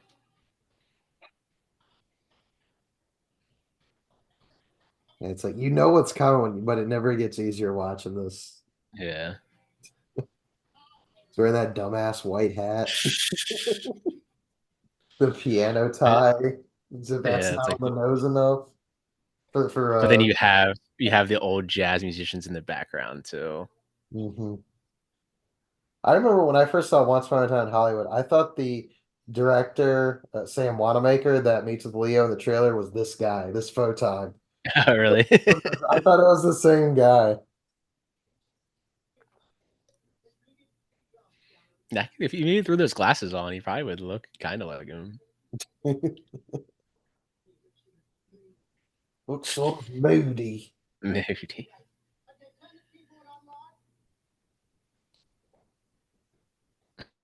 You want me to do something?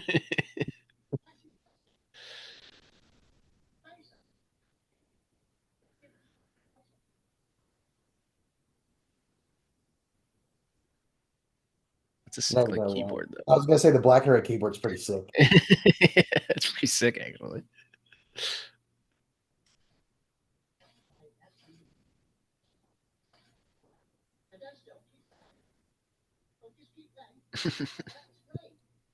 I never understand photo shoots, man. It's like you already took like 15 photos of my face, like standing.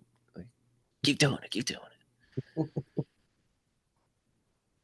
That's a great effect there, though. She had for that stage Yeah, setup with yeah. light going on That production value. and the reveal, like There's that uh, one reserve seat. her roomies, even Gosling's sister showed up. Oh, that's like just brutal to watch. Just like no one came. And then the overhearing the people crapping on her after. Man. But obviously, the reveal later, there was someone in there earlier. Yeah. Sometimes they just need 5 minutes, and that's all I need. What was that shit with the window? Well, the window was on the poster, guys. You Yeah, should have seen the poster outside. I mean that was a great effect that she did. Gets an A+ for that alone. Yeah, probably just did it all herself, honestly.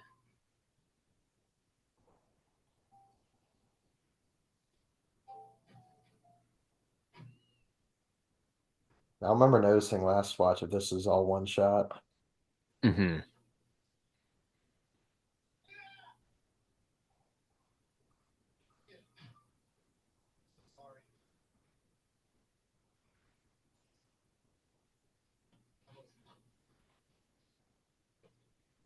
And their outfit's black and white, Mm-hmm.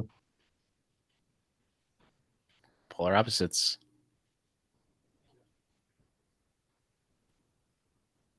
It is one take. Wow.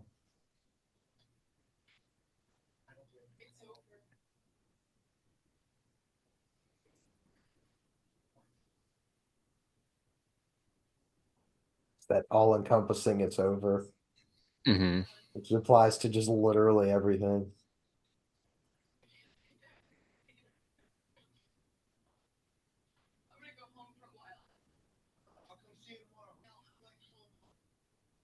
Hey, I was talking earlier. I'm going home.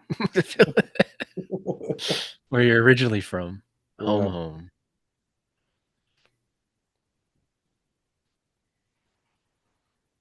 Yeah, all one take. That's great. You don't light their faces up, right? All Mhm. dark. The whole theater's dark.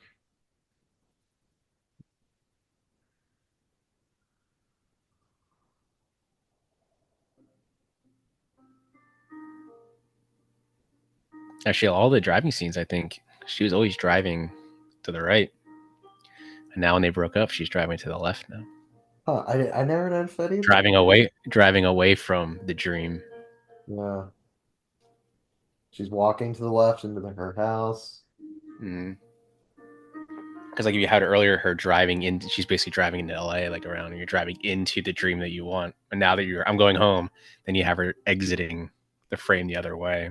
Yeah, She's we're in the leaving it. passenger seat when she's driving in, and we're Mm-hmm. removed from it. I think Justin Hurwitz should score every movie. Mm-hmm. I'd be okay with that. He would never sleep, but He'd win all the Oscars. It would just be he's him nominated. nominated 5 times. Yeah, he's the only one nominated, so he's got to win.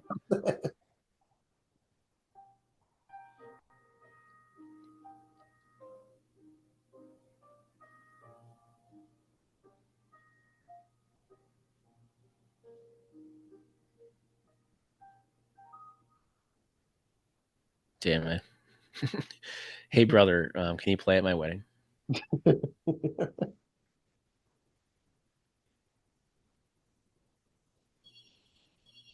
Even a lot of those like fade outs, like people don't do that much anymore. No. The harsh lighting, completely lit by the window. Walls are bare now, Mhm. very bland. He even blends in with the entire color. Yeah.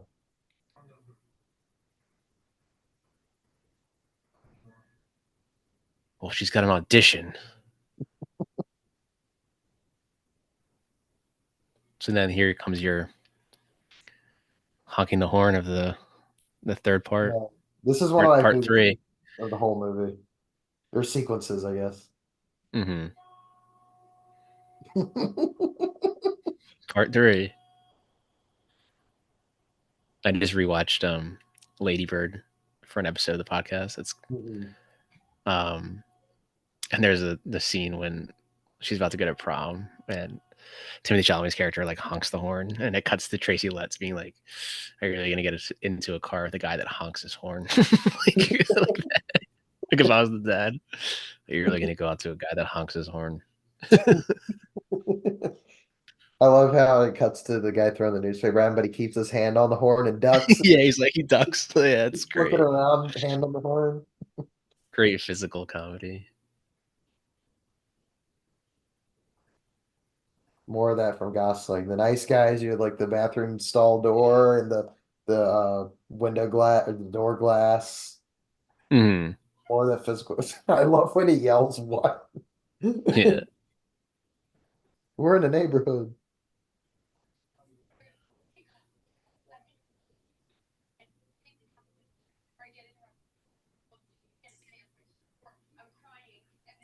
I think this outfit she's wearing is like Audrey Hepburn's in Funny Face. It's like the same type of Mhm. outfit. I see that. Yeah.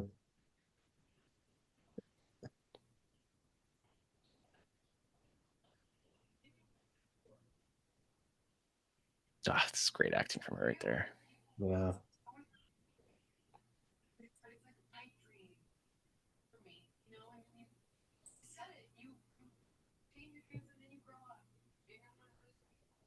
They broke up, but he still headed all the way out there to Mm-hmm. give her the audition news.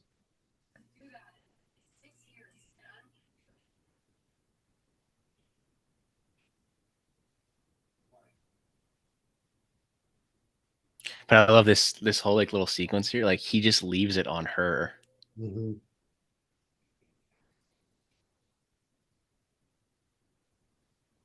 Like it's so long to leave it on her for that long. Yeah. No, it cuts back to him. You're a baby. Yeah.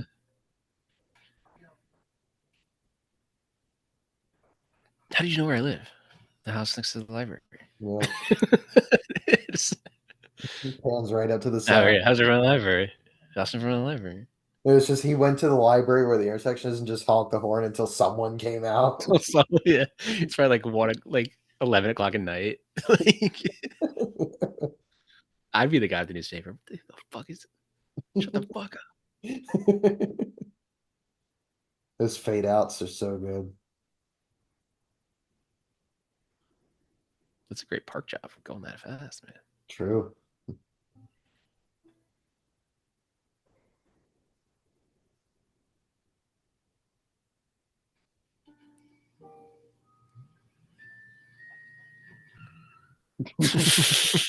That's so good. But I love how he doesn't look. Oh yeah, great. Let's go. Yeah. It's so good. Okay, great. Let's go.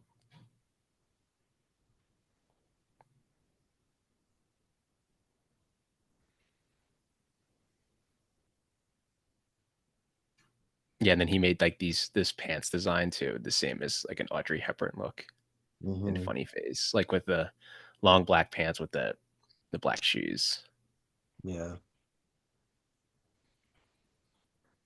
Much friendlier casting people. Hmm. Always a good start.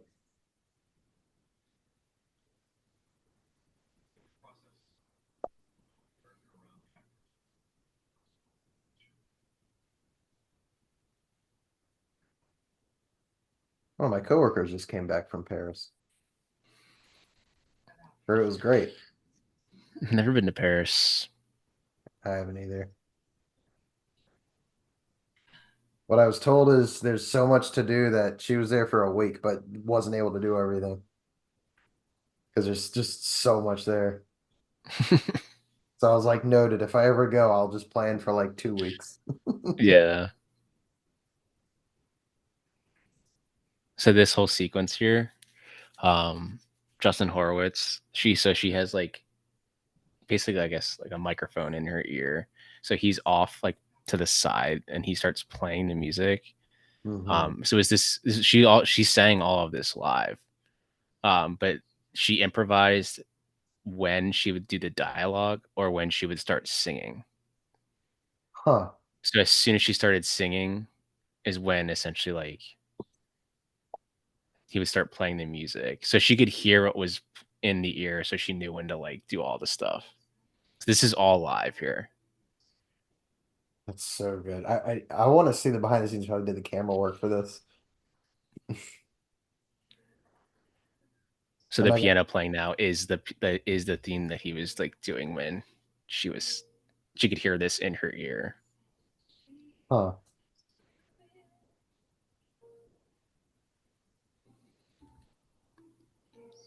I'm assuming I'm not going to pretend to know much about filmmaking because I just enjoyed the movies as I watched them.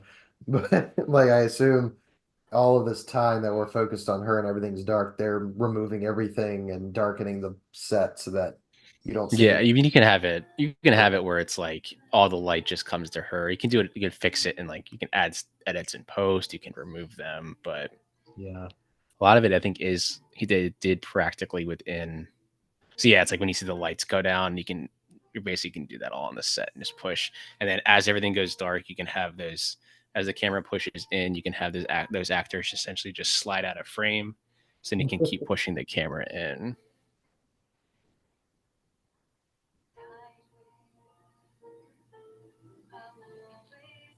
If I remember from what I read, right, like Emma Stone had like took like singing lessons too and everything. Like she wasn't trained in singing, if I remember right. And Mm-hmm. it doesn't seem like it. She seems like a natural too. Just like Gosling with the Mm-hmm. Yeah. That's when you're just like, okay, this person was probably born to do this. Yeah.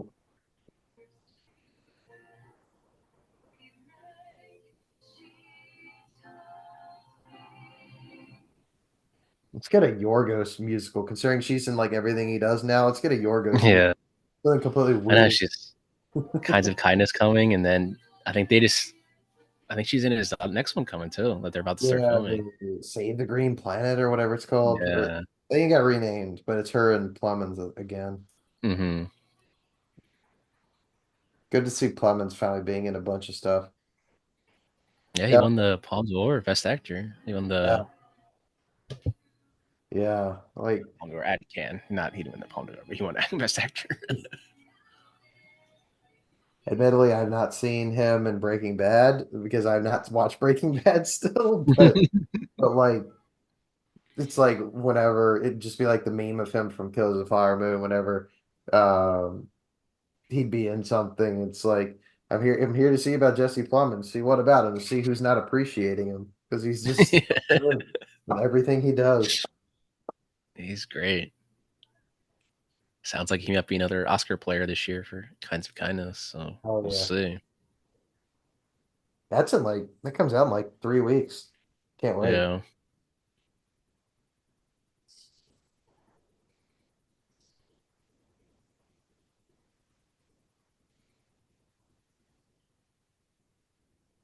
So you could have like that whole sequence essentially when they're pulling like pushing closer to her, like everything, they just move everything out of the way, and then when the camera comes back, they'll put everything back. And Yeah. obviously, it's probably edited a lot in post for to really take everything out Mm. around her and keep the spotlight on. Yeah. This is one of my favorite scenes in it too. Mm-hmm. I know these things.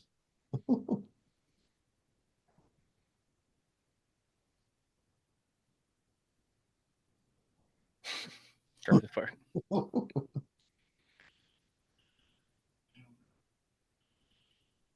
Again, another serious conversation is not one take like that, edited this way, Mhm. because their relationship is no longer that Hollywood musical. Yeah, that magic.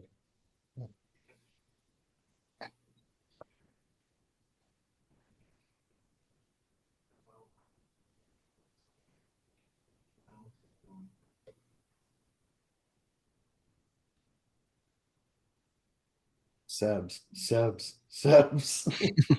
Get that Yeah, guy. he starts chanting Sebs. He already made T-shirts. He gives her one. Hey, I made this for you. Where it's a set. And this is probably a lot of people's relationship, and like she's like always gonna love you, Yeah. and they'll never be together.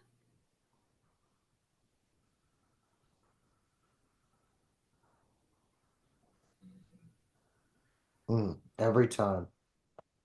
Hits you right there.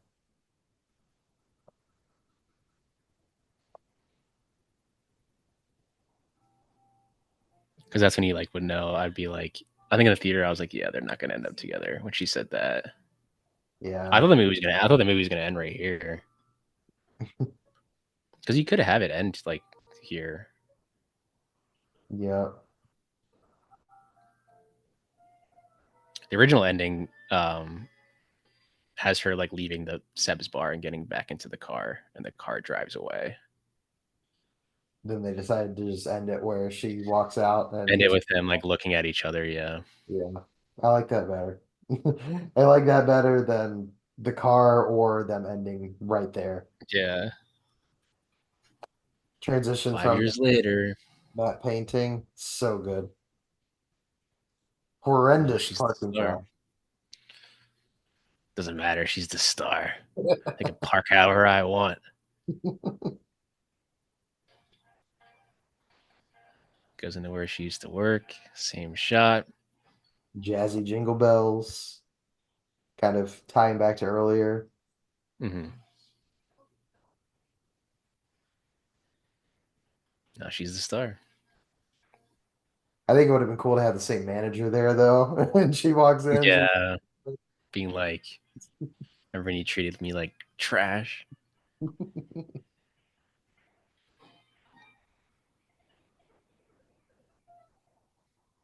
Yep, this is right here. This is the blind donkey.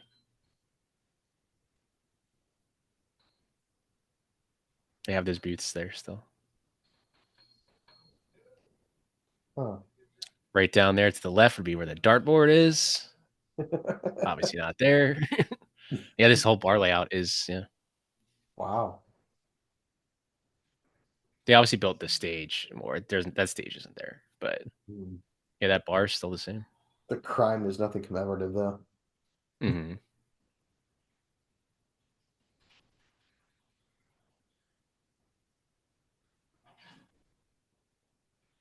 And you're waiting for the reveal. Is it them?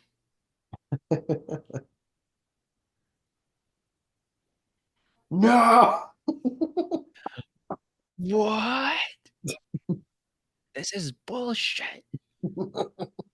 Yeah, I think a lot of people don't like this movie because they don't end up together, and I'm like, that's the whole point. Like, they essentially were each other's driving force to get where they needed to be. Yeah. And he's got his own nice little thing. Look at all those Mhm. vinyls. That's art right there. I need that. I mean, I have that amount of vinyls, but I need that shelving. Look, he's got a nephew. This is not the outside of Steps Bar in Long Beach. So it doesn't have that like little twisty entrance. It does not. You're in like downtown Long Beach. Got it. I love that reveal there. And like Such an a old Hollywood poster. Yeah, this that would make it look like it's in Hollywood. This bar is, yeah, the interior is not Hollywood. besides like a few, technological and things here and there and car things, like I feel like this is one of those movies that fits in any time period, really. Mm-hmm. Yeah, besides the cell phones, besides her Prius. And they don't really use the cell phones that much in this, honestly. Like they don't No, use it. Like you can, yeah, like you said, you could really have this being like I feel like over time it's gonna be not like what's the word? I can't think of the word right now. Holds up. There it is. Like it'll still hold up. That's what they would say. a lot of besides like the Priuses, like a lot of the cars, like Gosling's car, like is old enough where it's like it doesn't. Yeah, it's not like you're pinpointing. Yeah, Mm-hmm. I wouldn't look at this and be like, this was made in 2016 or Yeah. 14 into 15 or whatever. I love that. Actually, I think I just noticed this when she said, "Do you want to pull off here?" Mhm. It was just her in the frame, and her entire face was red. It's almost like a warning to her of what she's about to walk into. Yeah. So yeah, so no, that's not what it looks like. So this steps right here when it starts Mhm. is the bar. So this you'd come down here. So this is all still here. That sign Um, be there. yeah, yeah. They should just renamed it Seb's Bar. That's when she would be like, "Oh no, actually, let's go somewhere else."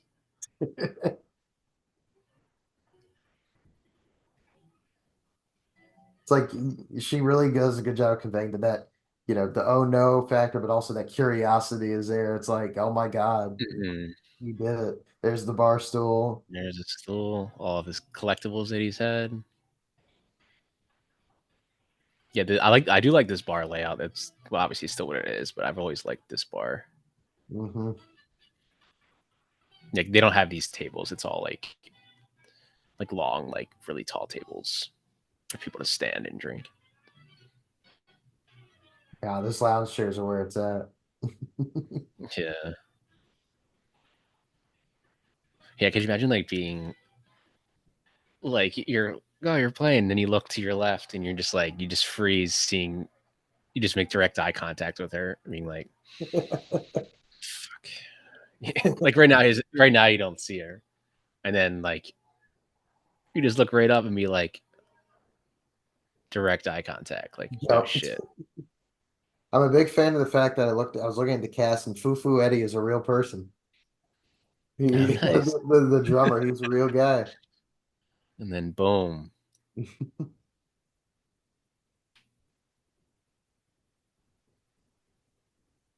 But I love it because it's like she's never told her husband about him. Yeah. Because And her he husband would be like, "Isn't this the guy you dated?" Like, let's she's get never out. said one word. And he just after he sees her, his first line is just "Welcome to Seb's." You know, he did it. Welcome to Seb's, and then plays the song. There one last time.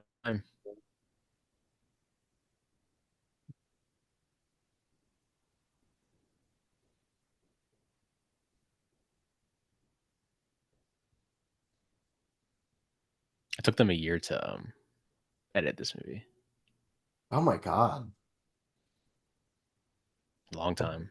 I believe it, but and I'm glad they took their time, but man. So I guess that mean they shot this late 14, early 15, I guess. Like they shot it all over 8 weeks the summer of 2015, because then it came out Christmas of 2016. Right. So yeah, so they probably finished filming like late August, early September. Yeah, take a year. Probably completed it in September of that 2016. Hmm. When it's locked, you're good and you're waiting. This came out during such a good like awards time. Like I think Buddy and I would do like double features like of stuff like we saw this and The Founder back to back uh, Mm-hmm. on the same night. And then I think we saw like think like we did the weirdest double feature of Patriots Day and Silence. That is a weird double feature. Both great movies, but it could not be more different. Um, I think November we did like Hacksaw Ridge and Arrival, which Hmm. also could not be more different. Hacksaw Ridge Here's was your very too heavy-handed. I love Sideburns top hat guy or Sideburns fedora guy. Hey, J.K. Simmons. here's your Hollywood montage, The ending we all wanted. but not the ending you always get.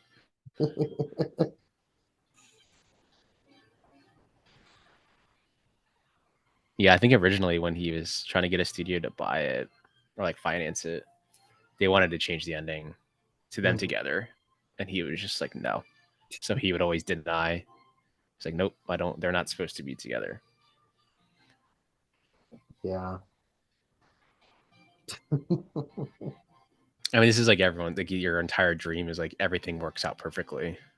Yeah. I always love Culminating these little sets. edits here when it pulls back more Oh, and then cuts back in. God. I love these sets too. Mm-hmm. There's the lamppost again. Yep. Yep.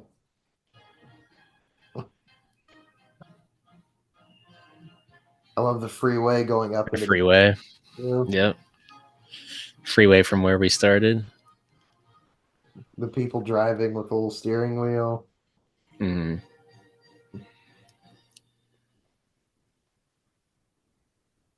Pulls her away. She becomes more famous.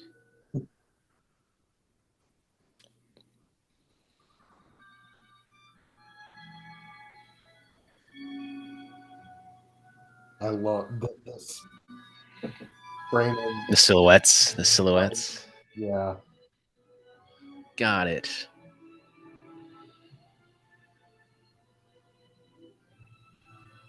Now she's filming around the world. The old timey Yeah, all globetrotting. the mm-hmm. With the effect of the circle in, circle out. Mm-hmm. Very old school. Snap zoom right into the piano. He's playing, she's dancing. You speed that clip up really quickly there. Oh wait, no, she's not dancing. She's over there. Opposite sides of the world, but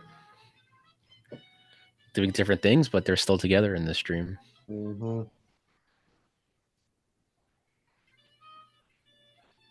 There's a shot like this in Babylon, I think, where it goes right into the trumpet, like Mm-hmm. the outside of the trumpet. And I'm almost positive there's a similar one there during the. I think it's during the opening, like mansion party. Mm-hmm.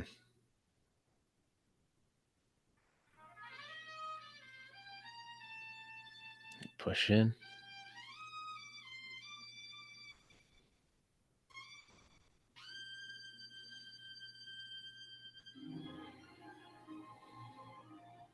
I think this is like my little favorite sequence in the movie right here. I also love the way they did everything. The river with the streamers, glittering Mm-hmm. streamers. Them Yeah, dancing right here. There's a lamppost again. Them yep. dancing right here is my favorite part of the movie. Next to the Indiana Jones Nuketown figure.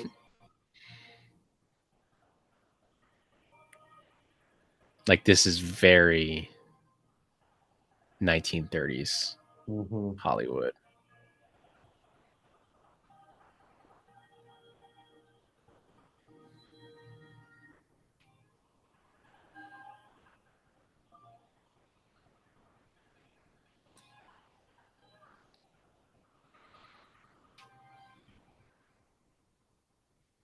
Yeah, in the theater, I was like, damn, this is this is some good shit. Great shit. This is just the greatest thing ever made. Now we're gonna watch the life we would have had on like Super 8. By this point, I'm just like dying in the theater. I'm just like, Yeah, why couldn't they? yeah. And then they even have it where it's like them leaving to go to the bar. Yeah.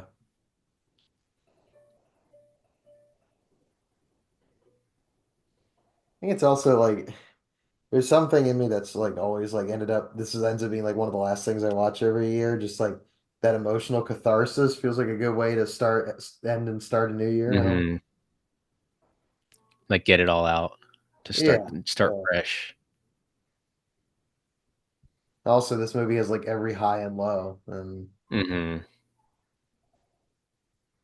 I think it's also like they don't, they're not close anymore, obviously, but they still have that mutual, appreciation for what the others accomplished and everything. I think I have friends like that where I'd be the same way, even if I'm not talking to them. It's like I have a friend who put out like one of her first songs on like her first like original songs on like Spotify a couple months ago. And it's like, Mm-hmm. you know, 15 years down the road, there's an album out there and I'm like, it's like that head nod at the end. It's like, hell yeah. Yeah, yeah. You just see each other. Yeah. Mhm.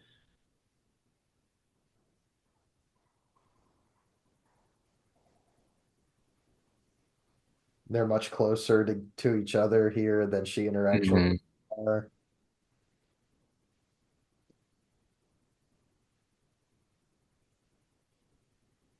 Cut on the kiss though. Don't have No, them break from the kiss. You don't have them break from the kiss. we're not giving our audiences that much.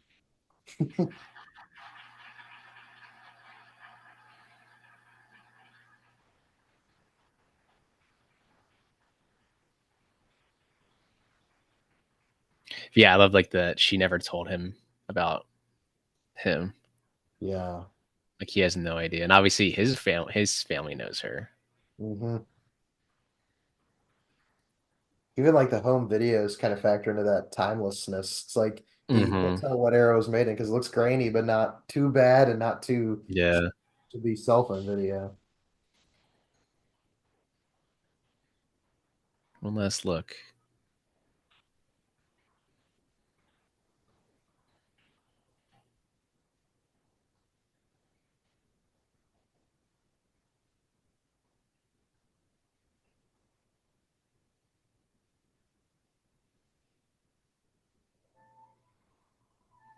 So all you need is the face, facial expression. Yep. Slight smile, the head nod. Like we did it. I'll see you around, kid.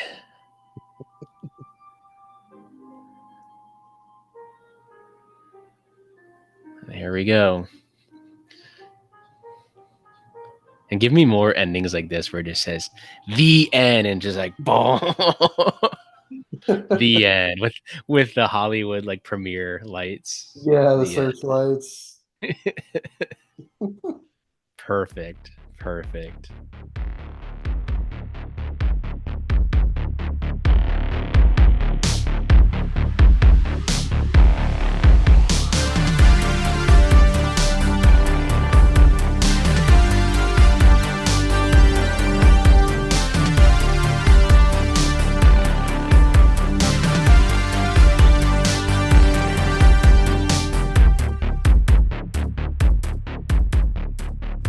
This podcast is hosted and edited by Pat Brennan.